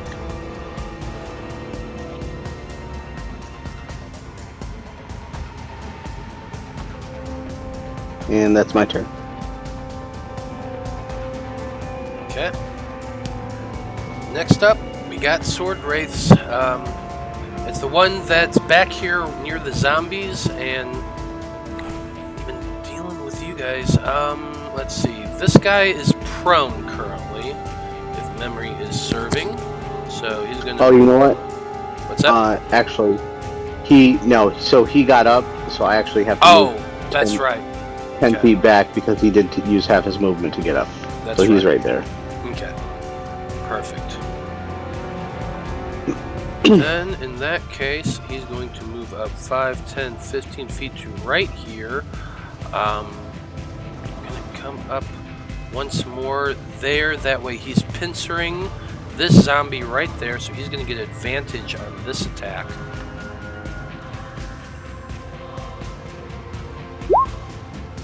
That's a 21, which is definitely gonna hit. Yep. 14 points of slashing damage on this zombie right here. Yep, he's down. Okay, one more zombie for the books. Still, they're doing their job. Doing a great job keeping everything else off you guys, so you gotta love that. Mm-hmm. Okay, the specter that was over here. Yeah, you guys wouldn't see this one. It's going to be moving up as well. 5, 10, 15, 20, 25, 30, 35, 40, 45, 50. And moves off the map, heading upward. They've been hit by a lot of things. They're really hurt. They're looking for a place to lay low right now. Next off, we come to this specter over here. It's taking its swing at the zombie in front of it to its north. That's a 23, which does hit. And 9 points of necrotic damage, and it needs to make that con saving throw.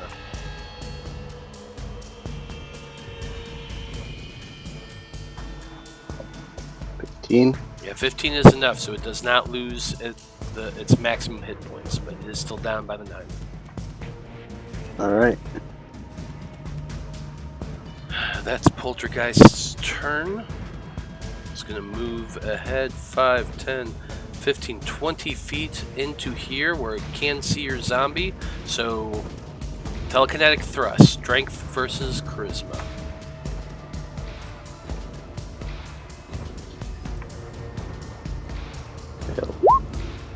Oh. That's Yep, an 10. 8, so it succeeds.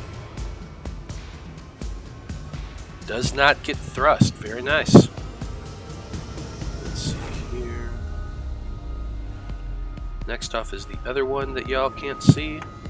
Just moving up and heading up as well. Blood from a Stone, we are at the top of the order. What are you doing?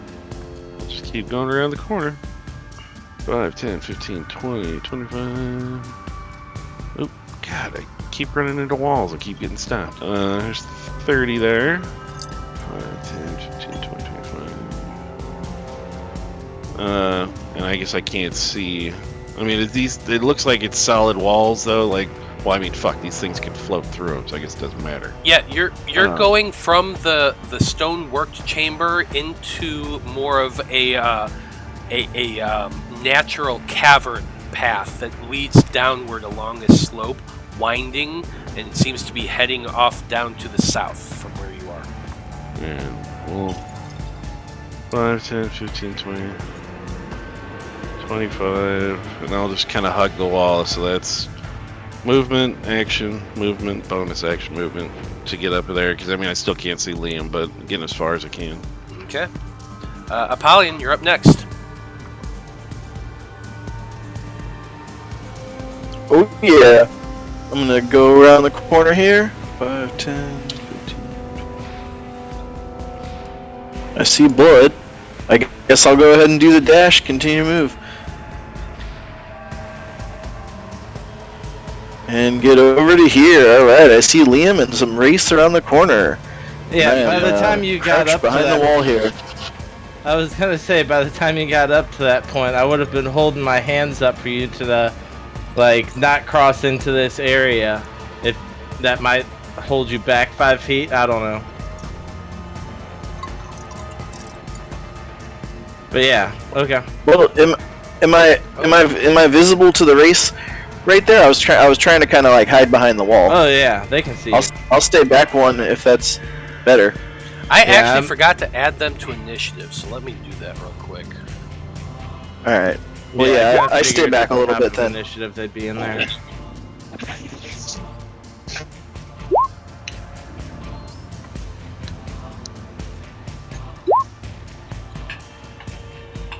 Alright, still nobody gets to go before Apollyon. Yeah, nobody does, so I'm just going to do this real quick. Yep, and there we go. We're good to go. Anyway, that's your turn, Apollyon. As you're going around that corner, you see Liam, and you see Liam's hands going, stop, stop, stop, stop, stop. So you halt and hug the wall before you get past the pathway there. Okay, next up we have a poltergeist. It's going to move up 5, 10, 15, 20 feet to right here. Yeah, it's going to do the telekinetic thrust on that zombie. So go ahead and give me a strength check for him.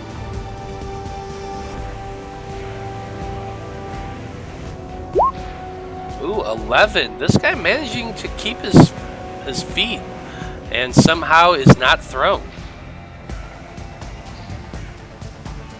Yeah. The poltergeist that Eloise had been running away from it's turn.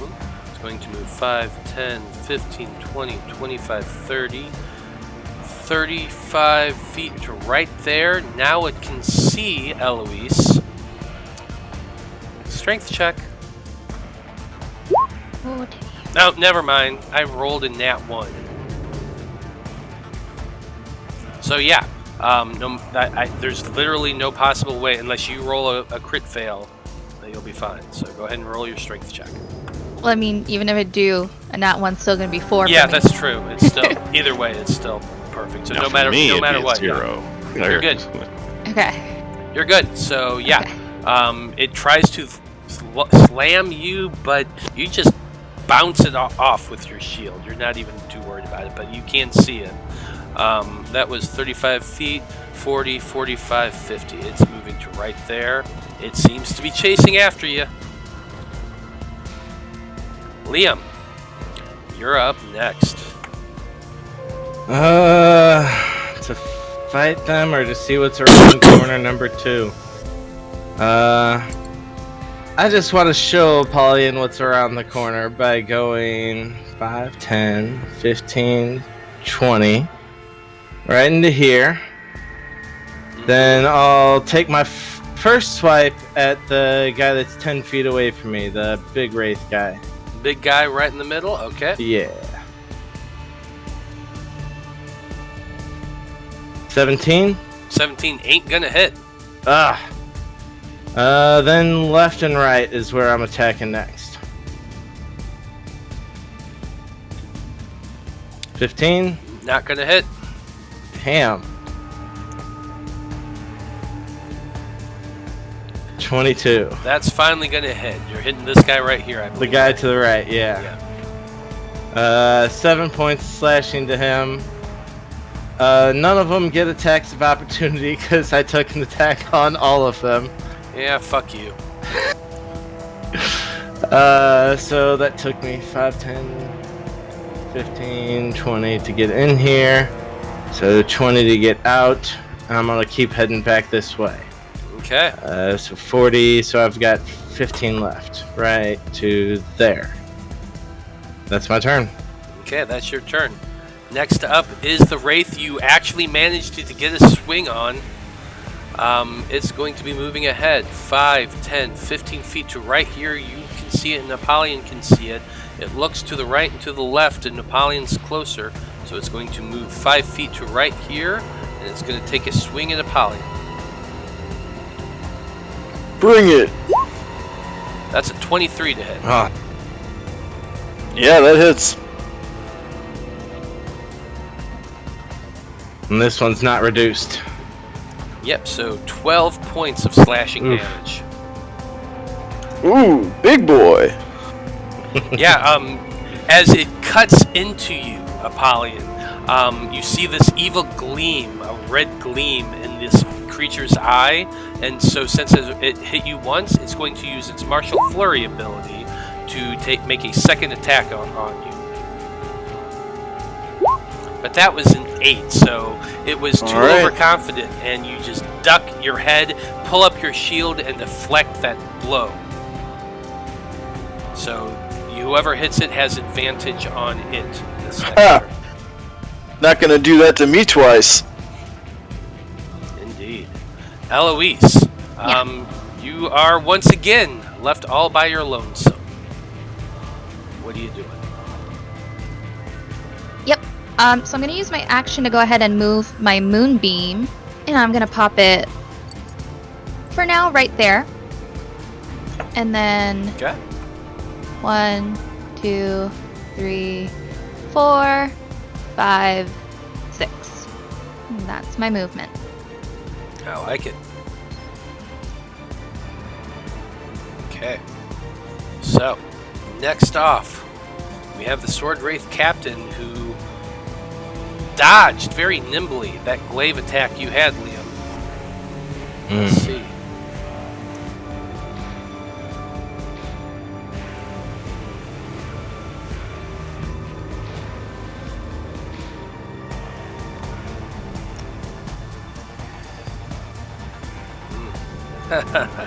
Damn.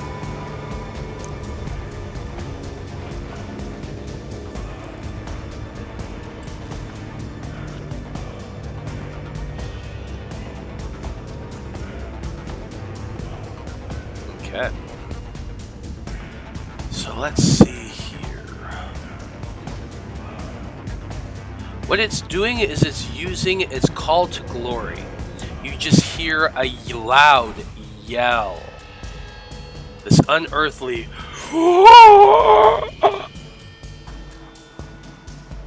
and it echoes down the corridor throughout the chamber in this loud, unhollow, unearthly sound. Let's see here.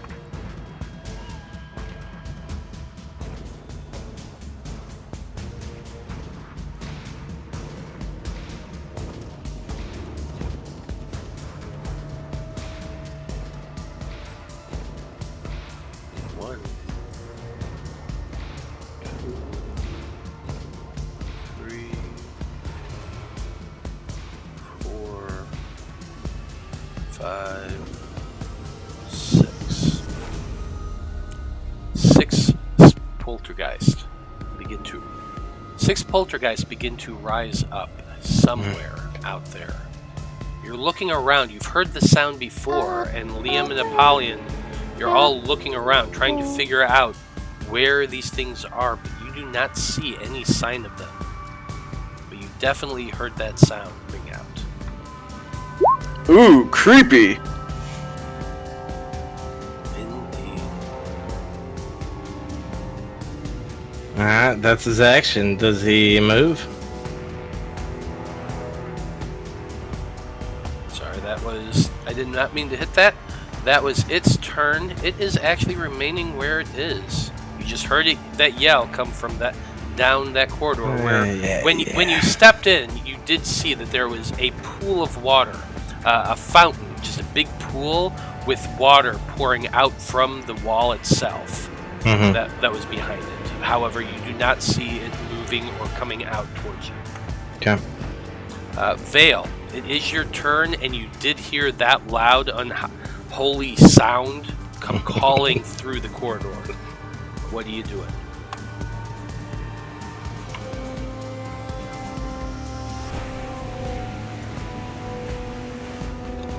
Veil, are you there? Oh, sorry, I was on mute. I'm gonna have these last 2 zombies finish what they were gonna do. 17 and a 14 on these.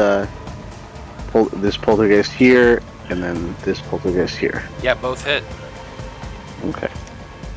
So the first one on this poltergeist down here is going to be 6 bludgeoning. 6 bludgeoning, thank you. The second one is going to be 4 bludgeoning.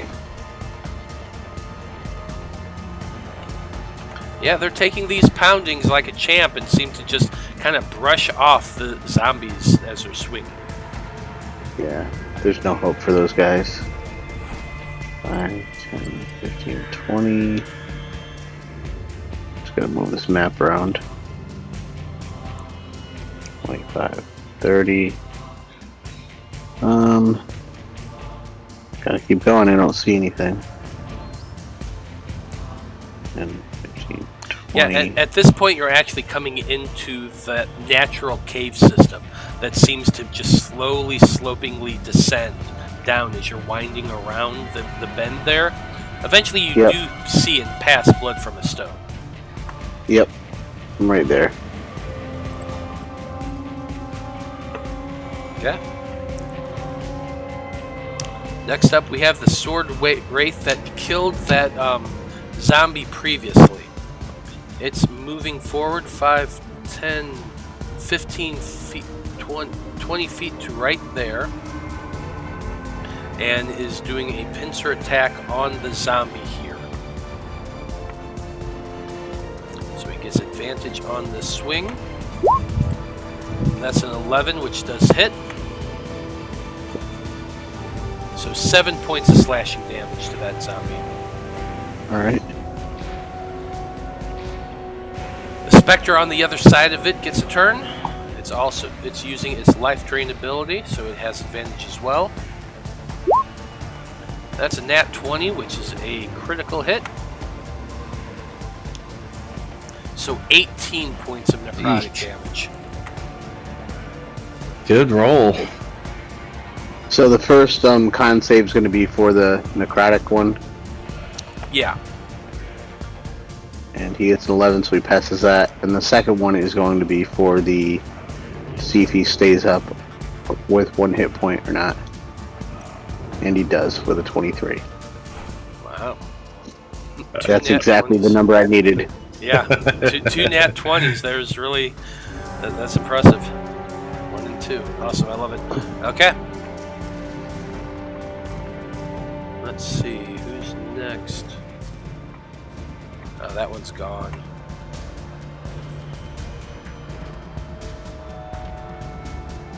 Yeah, that poltergeist just took off. This poltergeist right here, it's dealing with that zombie. So, yeah, it's going to do a forceful slam since you're right up on it. That's a 19 to hit. Yep. This episode is called The Poltergeist vs. Zombie War. Yeah. Yeah, Poltergeist v Zombies. Ah, just shy. Just failed. Instead of Plants vs. Zombies. So that, I'm afraid, is another dead zombie. Little redundant. Yeah, right? Okay, we got the Sword Wraith Warrior who was one of the ones hiding down this corridor. Is going to be moving ahead 5, 10, 15, 20 feet right there, and is going to be attacking Apollyon.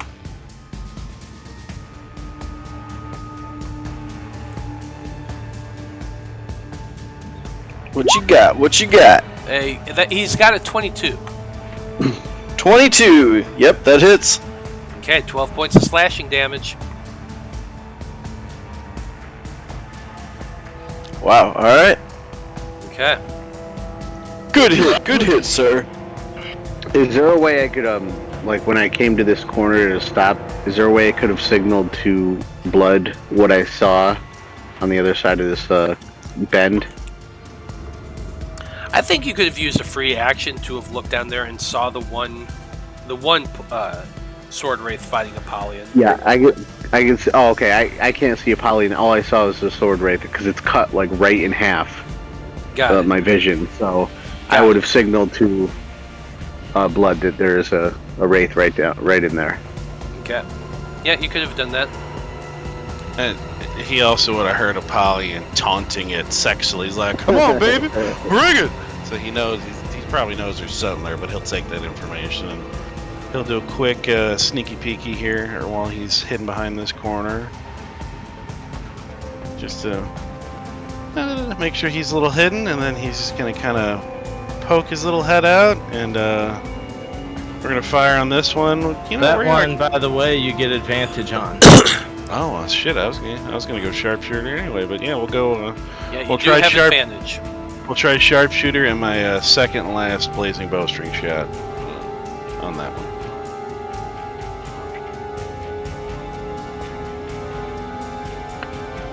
Yeah. Who got it? Damn. Yep. Oh yeah. Roll all the dice. All right, that's 67 for the sharpshooter sneak and fire, another 12 for the piercing, and another 13 for the force. So 67 plus 12 is what, 79 plus 10, 89, 92. Wow. Yeah, I mean, you know what, Blood? Just tell us how that looks. But he hears Apollo. He's like, "Come on, get some." He's rolling his fucking eyes. He's like, "God damn it! Even down here, I'm sure people can hear you upstairs." So he's just gonna poke around the corner and just like look over Vale's shoulder and just shoot at him. And he's gonna quick hide because he's not worried. And then all of a sudden, and this little thing's just gonna kind of dissipate in a little blue and red flames. And yeah. And then he's gonna look around the corner again, like, "Oh shit, that was a good one." Did you stop that? 102. You rolled a lot of max damage on those dice. Don't get oh my god, yeah, there's 102. 4, 7, 8. Can you guys not hear me? Oh yeah, we can hear you. Yeah, we can hear Okay. you. Yep. Yeah, there was 8 max damages in there. And you did 1 min damage. That was impressive. Okay, that's it for Blood from a Stone's fucking turn. Apollyon, you just saw basically a shadow peek out for half a second and just a bolt of green energy come flying out and obliterate one of those wraiths that were in front of you. Oh shit! I like shield my eyes as it like explodes. And I'm like, oh, I still got you, buddy. I'm gonna use my bonus action first to hold high my trident and make it crackle with electricity, powering it on. I like it. And I'll attack for 25 Damn right that hits. for 19 damage total. 19 points of damage. 13 piercing, 6 lightning. Well, let's see here. Hold on 1 second. Yeah, Huge fucking hit from Apollyon with 19 points of damage. The thing is still alive, but it's looking really hurt. Alright, I'll attack a second time. That's a 12. Yeah, unfortunately a 12 does not hit. Alright, yeah, that's all I can do. Okay, I'm just gonna roll this real quick.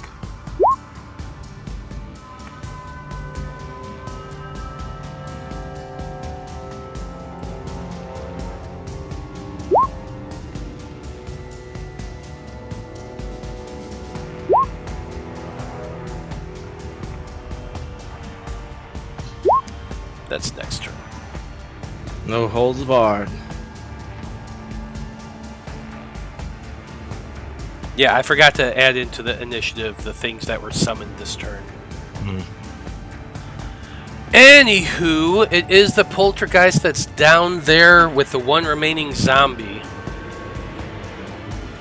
Yeah, give me a strength check. Gotta be a charisma of 8. 16. Yeah, easy enough. Manages to stay standing and is not thrown. That one is, you can see it right there, Veil, just so you know, and it disappears to the west. 5, 10, 15, 20, 25, 30,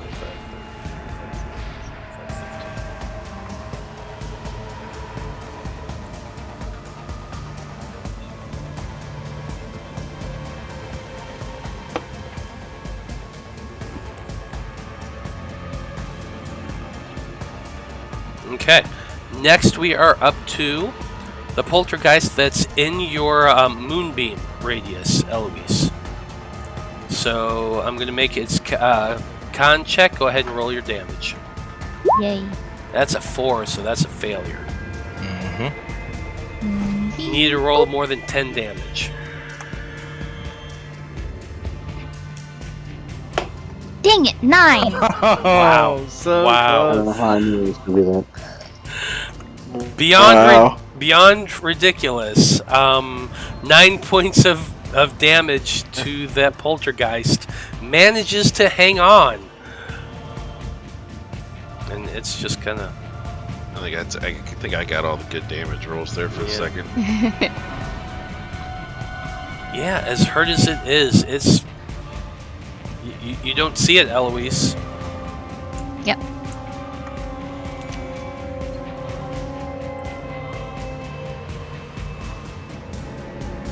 Yeah, you do not see it coming. Liam, it is your turn. What are you doing? Quickly look in front of me and think to myself, I'm so close. But I see this thing fighting Apollyon and I just can't leave it be. Yeah, from where you're standing, you can see the drop-off way ahead of you. Yeah. 15 feet forward to there. First Just go, attack. Liam, just go. 23 to hit. 23 does hit. 13 damage. 13 points of damage. It is still up. As you stab into it, you can feel the necrotic energy just being drained into that glaive, but it is still somehow standing. 15. 15 is not enough, unfortunately. Do I have it flanked with Apollyon here? You know what? I'll allow it. Honestly, I think these things like a 17 or an 18. I Yes! think hit for us on the shit. Yeah, you know what? Fuck it. Do Because it. he's doling out the nat 20s.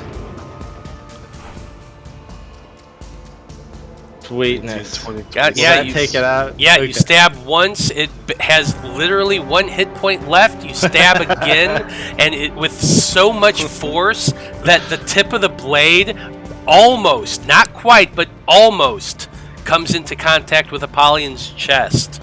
And you, as you pull back, like, oh my god, I almost killed Apollyon, you just feel the energy of that wraith being sucked into the glaive. Whoa! So what you're saying is he almost put the tip into Apollyon, and Apollyon gets to see him suck something into it. All right, yeah. I mean, Apollyon's rock hard right now. Hey, what kind of supplements are you guys taking? These attacks are wild. 10 more feet of movement to get in there. Bonus action, glaive and strike. I like it. Oh, that's not gonna do it. No, it definitely isn't. 10 more. I'll post right there. I figure he's got to come out sooner or later. Yep. So is the drop off in that room, or No, the drop off is to my right. Okay. That's it for Liam's turn. Eloise. But I don't even see Eloise yet. No, I am No, back. you still have no idea where they are other than a vague sense of direction that they ran ahead of you, leaving you behind. Yep, What are you I'm still doing? going.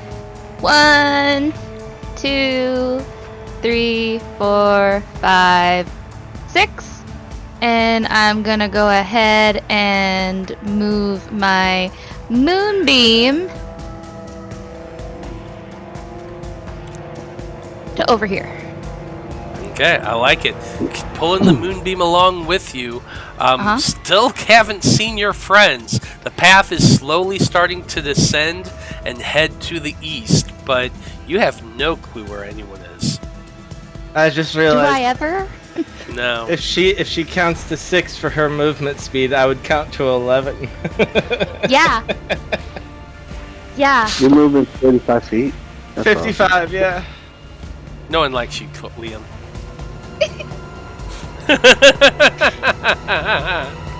Okay, that's it for Eloise's turn, and we are up to the Sword Wraith once again.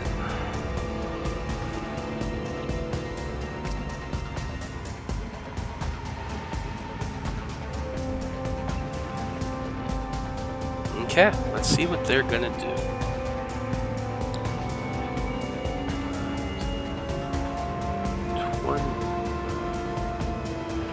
Yeah, he's going to move right up there next to you, Liam. I'll get an opportunity attack. Do it. 26 to hit. Yeah, definitely gonna hit. And I will pump a key point in it to attempt a stunning strike. Remember, didn't you do that last time and they're immune or something? Or No, they're not immune to stunning strikes. I stunned the very first one of these I saw when we came in the cavern. oh, okay, maybe I'm thinking something different. The clay golems were immune to it. Maybe that's what I was thinking. That was a long time ago. So yeah, he takes 14 points of damage and needs to make a con save of 17. Yeah, that's 10, so that is a failure. He is stunned. Stunned right there. It doesn't matter how loud you shout, we're gonna kill y'all.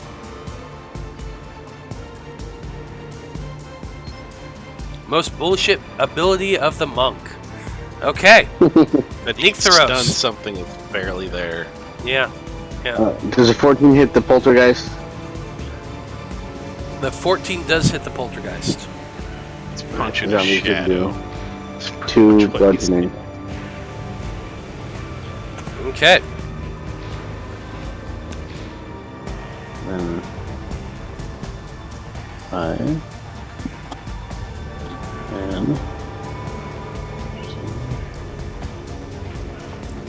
attacks at this wraith are at advantage, right? Yes, they are. Mm-hmm. And it doesn't need to be melee, right? No. No.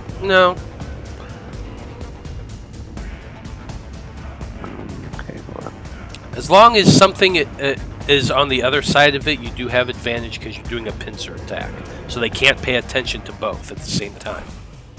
Oh, I thought that guy was stunned. Well, he's stunned. Oh yeah, he's stunned, so you get advantage because of that too.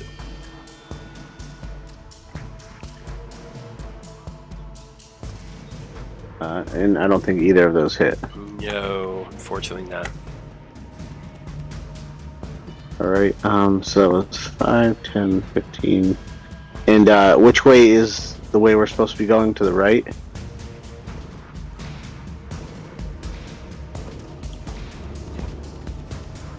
Behind you, Liam, to the east, or? Oh yeah, I'm sorry. Yeah, around this corner right over here. Okay.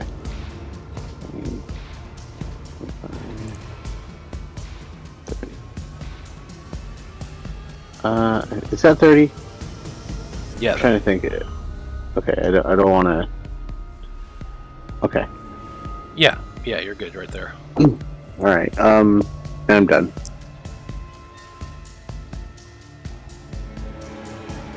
Okie dokie. Whoever's in the 10 slot. Okay. Next up, we have the Sword Wraith that's been dealing with that damn, the damn zombie over there. That pesky zombie. Yeah, that pesky zombie. Let's see if he can take it out. He is getting this at advantage because he's pincering. That's a 22, which definitely hits. And 11 points of slashing damage. Oh, yep, you took him out. Finally, the last zombie has dropped. And the poltergeist is going to move 5, 10, 15, 20, 25 feet. I'm sorry, the Sword Wraith doesn't see anybody. It's kind of looking around. It can only actually move 5 more feet, so it's just going to move right there. He goes, oh no, I got distracted by all the zombies. Right?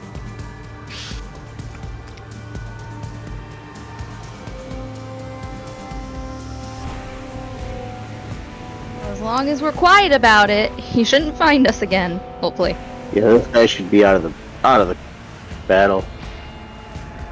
Yeah, the last Spectre has no clue where to go either, so it's just going to kind of move forward looking for people. 5, 10, 15, 20, 25, 30, 35, 40, 45, 50. That's it for its turn. Now, we're coming to the point where the poltergeists are. I forgot to roll them in initiative, so I'm just going to go ahead and give all 6 of them their turn. Sure. And then they'll have their normal initiative at the start of next. So, what you guys didn't know is that the closest group of them weren't actually terribly far, but far enough. They're going to have to use their full movement to get to this point, but they are able to get through. So the first one, let's see, who's going to be moving here. 5, 10 feet into this area there. It does see Apollyon finally. Oh snap! They're coming through the walls. Yep, strength check from you, Apollyon. You got to beat a 5, so I'm not Don't too. Yeah. So yeah, so don't roll a 1. You're good. They are starting to come Looks like a out. 1 still would have beat. Yeah, a 1 would still be a 6. Yeah, so either or, no matter. Well, but a nat 1 is a critical fail. Yeah, fair enough. I thought not on checks. I thought that was only Not for, on. attacks. Well, not on skill checks. Yeah, I thought that was only on saves and attacks. Yeah, this is one of those weird things where it should be a save, but it's really a check. But whatever. He beat it anyway. Yeah, no matter what, it doesn't matter. That's one to really sit down and argue, which I'm not going to. Anyway, the next one has come up into the wall, and it's nearest Apollyon, so it's doing the same thing. So, Same thing. You got it. so yeah, you gotta make a beat a 10. 24. 24. You are good to go. The next ones that are coming out, the first one comes out right next to you, Veil. Son of a bitch. It's doing its forceful slam attack. That's Sure a you just wanna 23 to try hit. Oh, to hit. Okay. Yeah. Yeah, this isn't a check. This is just a hit. Yeah, that'll hit anybody. Yeah. So 13 bad. points of force damage. Wait, hold on. It was 23. Yeah. Yeah. Yeah. Even with my shield, that just nails it on the nose. Mm. Okay.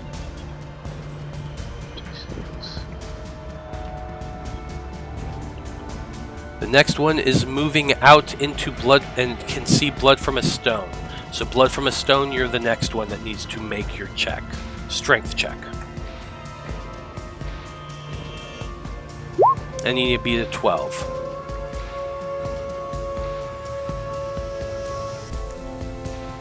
So yeah, with an 18, you're good to go. But Kitty in you the are house. muted. A tough kitty in the house. Yeah, you are. Last two. This one comes out right here in the wall, right on the edge. You can see Apollyon, Liam, and Veil. So I'm going to roll a d6. 1 and 2 is Veil, 3 and 4 Liam, 5, 6 Apollyon. That's Liam. So Liam, I need a strength check from you. But you got to beat a 2. I think I can. I think I can.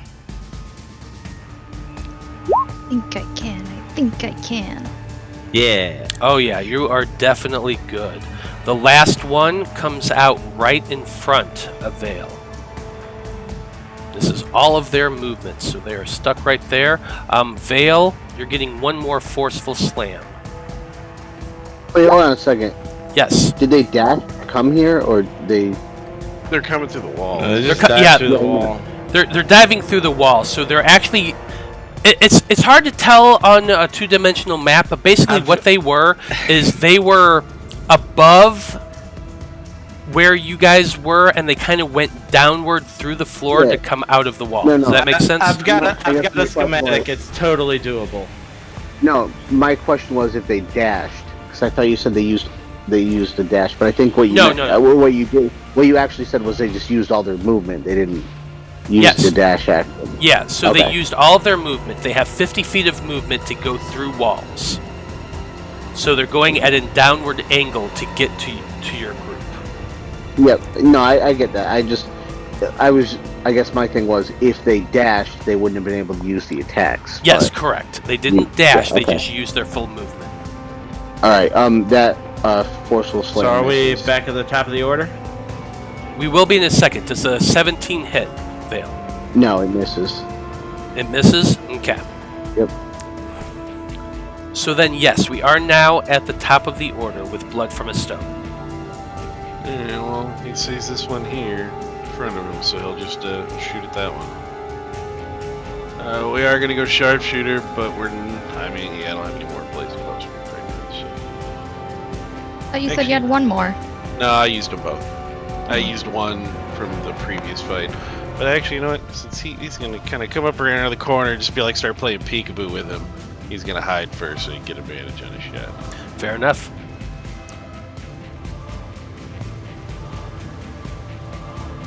Oh, wow. No, he knows totally where you are. Yeah, then he'll just kind of pop back out and just poo. He's gonna poo it. Yep, he's going to hit him with a 20. Yeah, that's going to hit.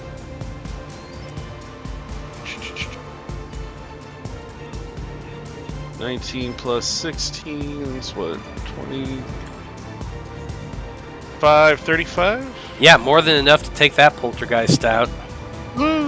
With hiding in the darkness, you pop out and take a shot and just slam it straight in his chest, and it dissolves into nothing right in front of you. And then I'll come up here and kind of hug this little this cavity that was kind of right here. He can't do another stealth, but he's just going to get up there and hide and prep for the next shot. Okay. That's it for your turn. Next off, we have the poltergeist that's to the east of Veil. Since it has you in this perfect attack, Veil, sorry, but it's forceful slamming you. We haven't been 2 attacks.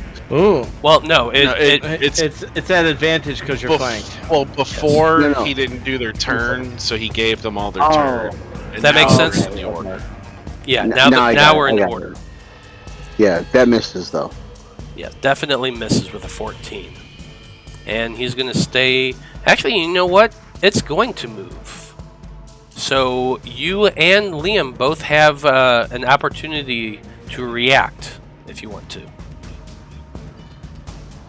You have anything to hit a melee on him? I'm not fucking doing anything.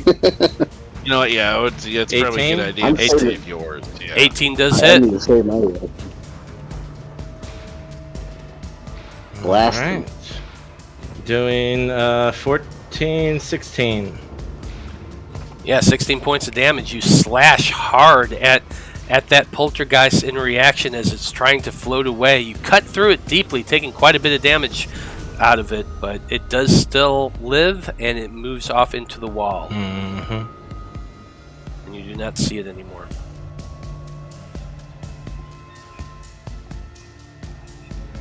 Apollyon, it's your turn.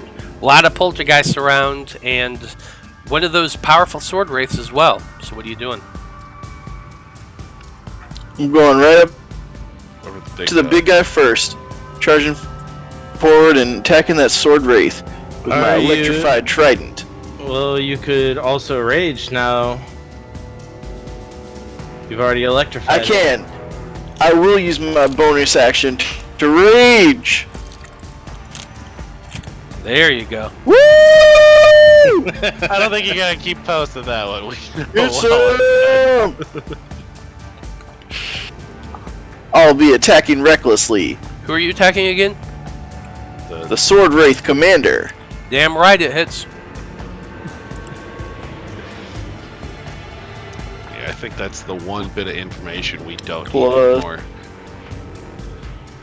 Well, you get advantage on him without going reckless. But he can use the I go reckless anyway. Yeah, okay. You Does he know auto him? crit? No. Unfortunately not. Okay, that's. On Oh, that's not stuns on close. crit. Okay. But anyway, I deal, what is this? 21 damage. Yeah, 21 damage. That definitely hits. That takes a big Alright. cut out of him. I'll attack a second time. 28. Oh wait, no, I know what Vale's saying now because he's stunned. He's incapacitated. Oh, Would that not be an auto crit? he is stunned. So I yes. was thinking of other rage stuff, so yeah, no, Vale, you're right. No. Yeah, because I knew that stunned was like epic. I forgot that It's he like was the one that was stunned. I was like, wait I a thought minute, you no. just get advantage. Well, But hold on. since he's It's like- incapacitated, A stunned creature is incapacitated. It can't move or speak. It automatically fails strength and dex saving throws, and attack rolls against the creature have advantage. That's all for stun. oh, it doesn't actually give you a crit if you hit him? Because I mean, No, I don't think it does. Okay, then maybe I was Target. just thinking the advantage. maybe if Unconscious. they're down creatures. Yeah, it's just stunned. It automatically fails dex saves and stuff like that. But Yes, correct. Well, yeah, I can't do it. Tried, buddy. Yeah. Okay, Still I mean, that's another- fine. I still dealt a lot of damage to it. oh Still yeah, another 25 points of damage. Getting. that's just your first attack, right? No, he did both of them. Oh, No, you I did both? too. Okay. I see it now. All right. Are you still alive after that? Yeah, still alive, but not looking great. Alright, I'm holding my ground. Okay, next up we come to the poltergeists, who none of y'all can actually see.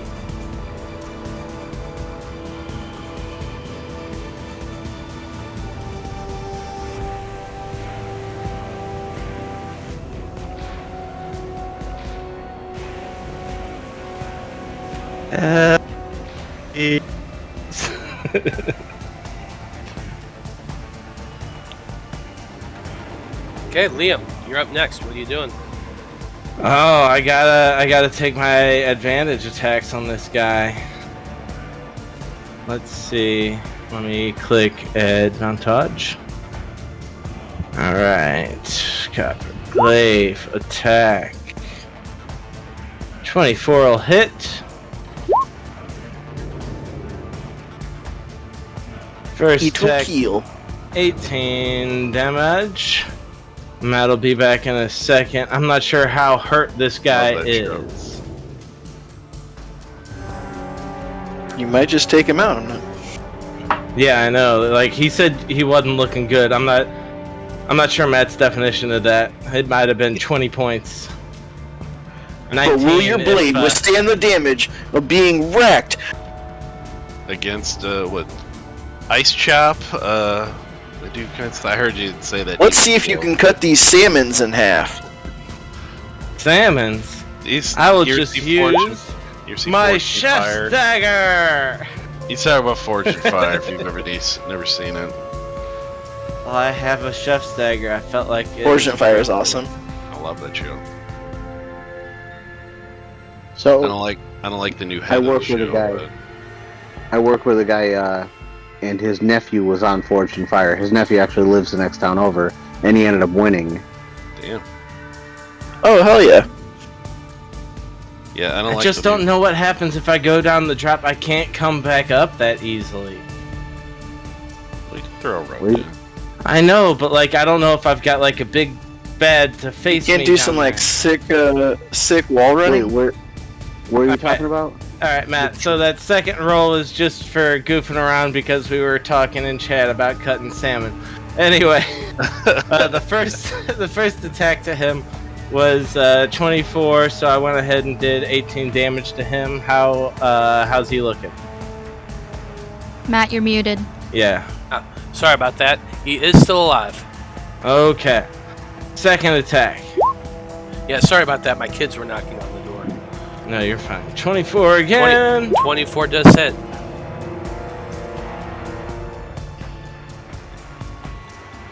Another 14 points of damage. You're cutting into this guy over and over again. He is still alive.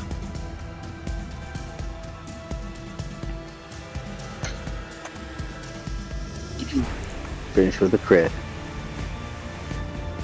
Can you hear me? Yep. Yeah, he is still Yep. alive. You doing anything else in your turn, Liam? I'm sorry, I couldn't hear. Is he still up? Yeah, Yeah. he's still alive. Gotcha. Then I will bonus action copper end him. 18 to hit. Just hits. Nice. Yeah, 13 more damage. Another 13 points of damage. You are just wailing on this guy as hard as you can, but he is still alive. Yeah, let's burn another key point. One more stunning strike on this guy.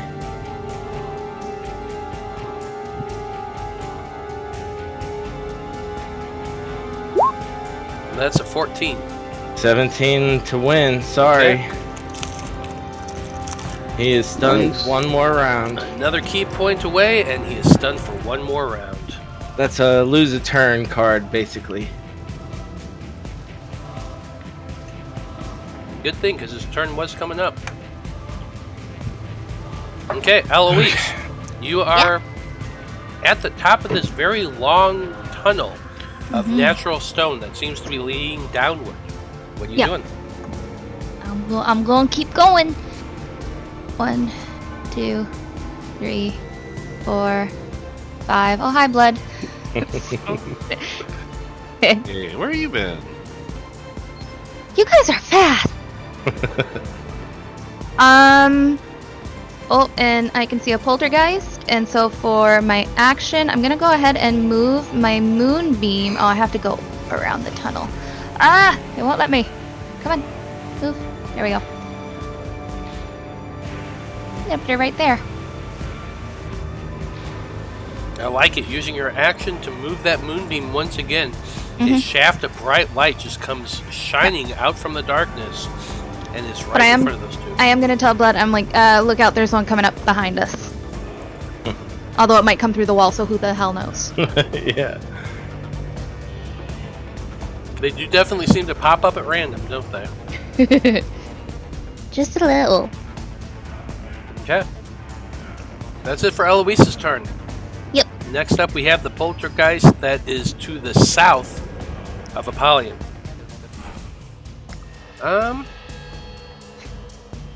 Yeah, you know, those telekinetic thrusts just don't seem to be doing a whole lot of damage.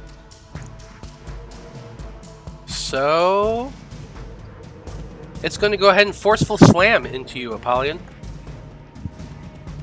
You can try. Hey, the last time you said that, you rolled 2 nat 1s. Yeah, well, that was an 8, so you're fine. That is a miss.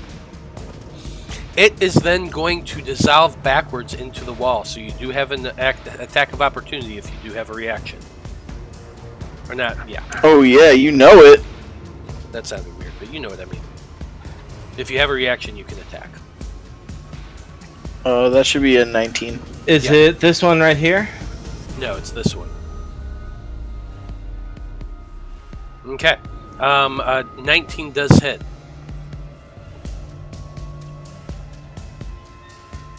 That is 21 piercing and lightning damage. Add your rage.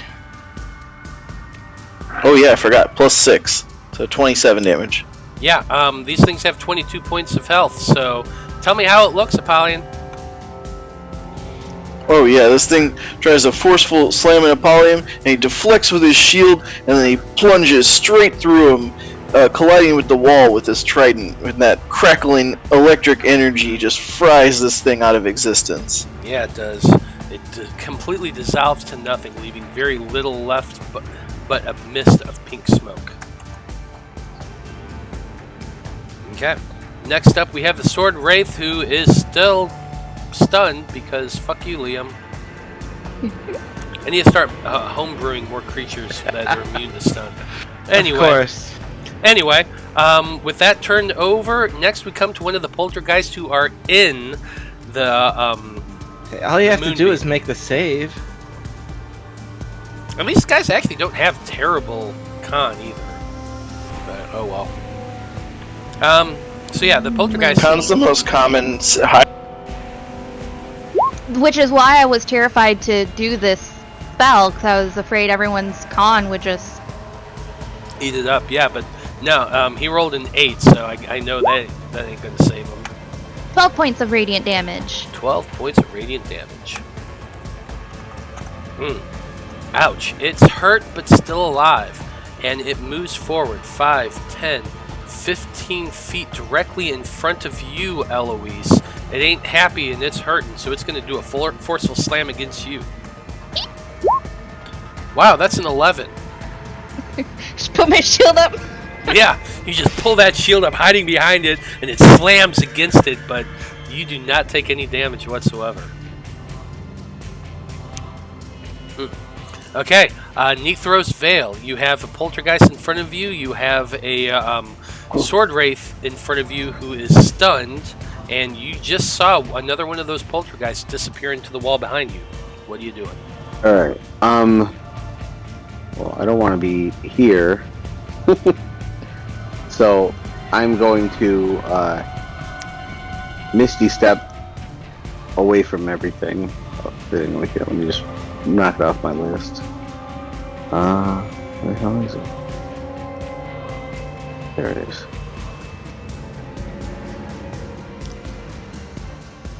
I don't know why it's a stealth. It's 30 feet to a point you can see. Yeah, Yeah, it's 30 yeah. feet.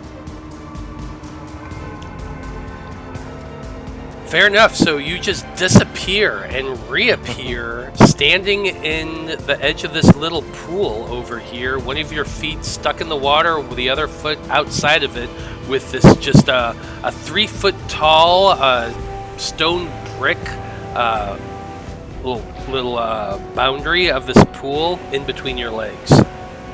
Can I search? Well, you do have an action, so if you want to. Alright, I'm going to search, see if there's anything that I can find. Okay, you're searching the pool itself, or the Yeah, like, well, I mean, the area, but the pool itself is the main focus. Fair enough. Go ahead and roll an investigation check. Okay. That Because sounds about priorities. right. Yeah. Oh, Okay. wow. Nice!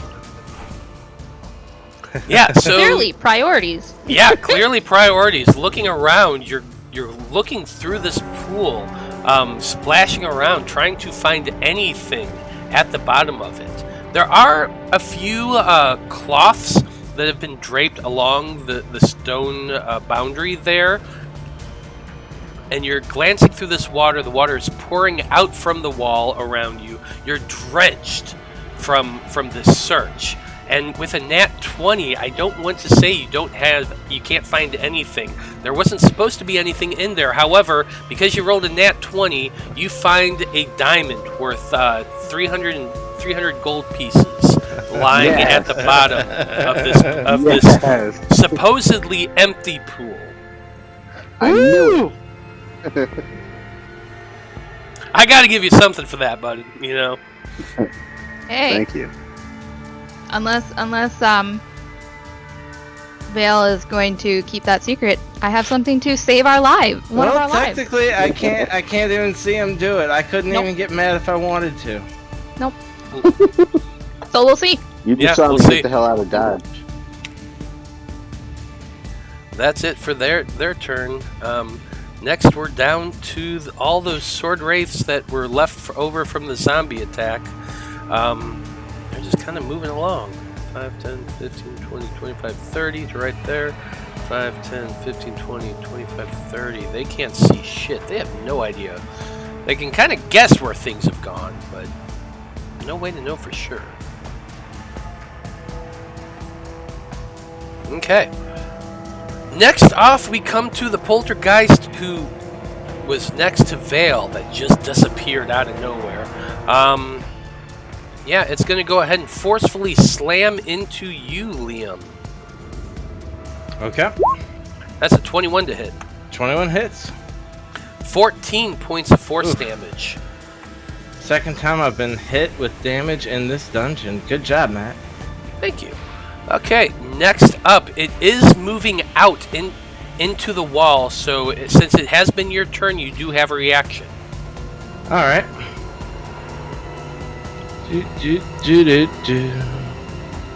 Oh, not at advantage, so it's the 10. Either one misses. No problem. I'll take that Well, off. the 10 does miss, so yeah. As you swing, it just kind of head dodges backwards and it flows into the wall.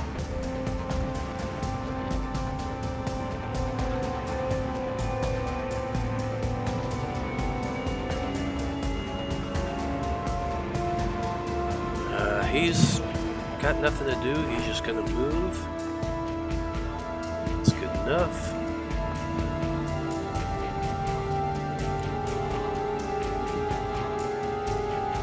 I didn't mean to click that.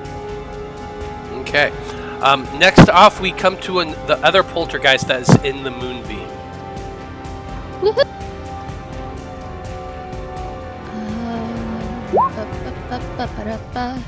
Click. Roll those It beautiful rolled a d10s. Oh my 7. god! Oh, wow. 5. That's upsetting. 5 I points. feel of like every damage. time I'm rolling, the rolls are getting worse and worse. You sure we can't stick with that 20 from the beginning? Yeah, sorry. It's moving backwards 5, 10, 15 feet to there.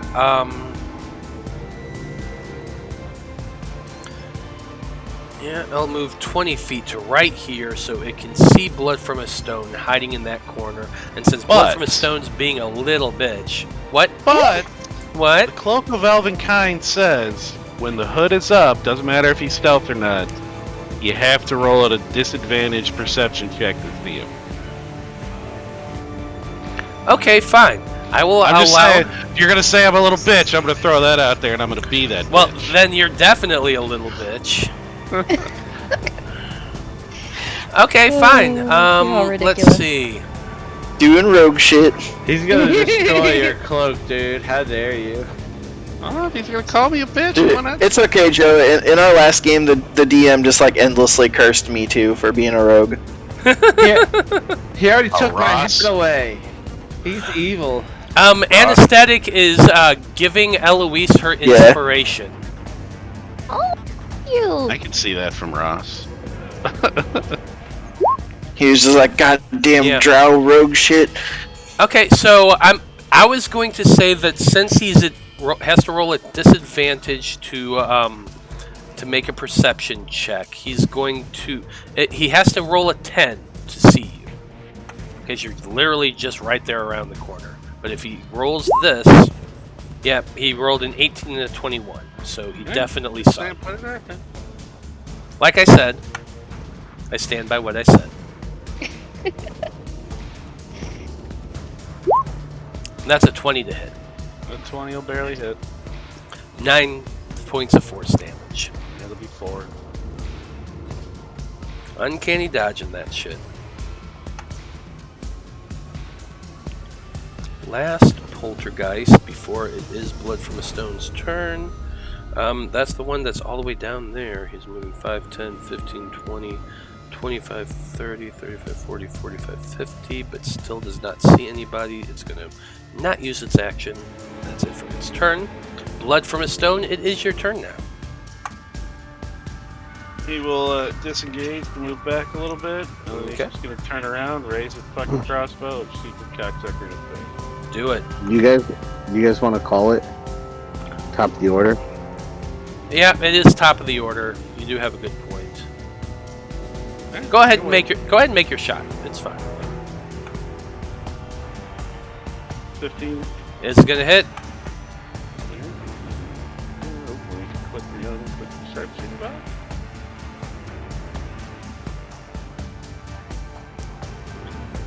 You actually would have had advantage on this shot anyway because Eloise is right next to the both of them.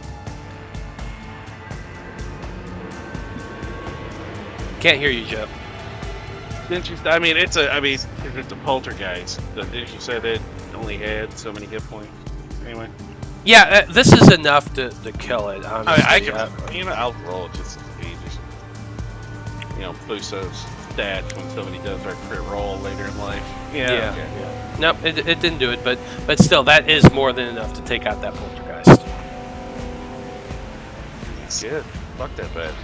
Yeah. Yeah, I mean, you know what? He's gonna stand up. He's gonna get up right there with Eloise just to give this thing something to think about. Okay, fair enough. Thank you. And we will go ahead and call it for this evening because it is 10 o'clock. But y'all made it quite a bit Really closer. far. Yeah. And since We're we've very only got close. one more week before it's 2 weeks off. We need to finish fucking Bradfordshire off. We got next So, week. do we have a session next week? Yeah, we do have a section next week. The week after. And is then one it's shot. Valentine. Yeah. Yep, and then it's Valentine's Day, and then the week after that, I'm going out of town. But we do Yeah, still have you one got- more session, so I figure we'll be able to finish. We can finish this in one more session. Absolutely. Yeah, absolutely. Okay, everybody. Honestly, this is probably good because it's just letting the other group catch up to us too. Yeah. Okay. Well, anyway, great job tonight, everyone. Thank you to everyone who watched this evening. We very much appreciate you tuning in. Come hang out with us next Monday at 7 o'clock where we find out the exciting conclusion, hopefully, of this little leg in Bradfordshire. So, on behalf of everyone here in the Fab Five, I just want to say thank you once again for watching. Have a great evening. We'll see you next Monday. Good night. Night. Yeehaw! Hey. I think it's 15,000 of these fucking whatever random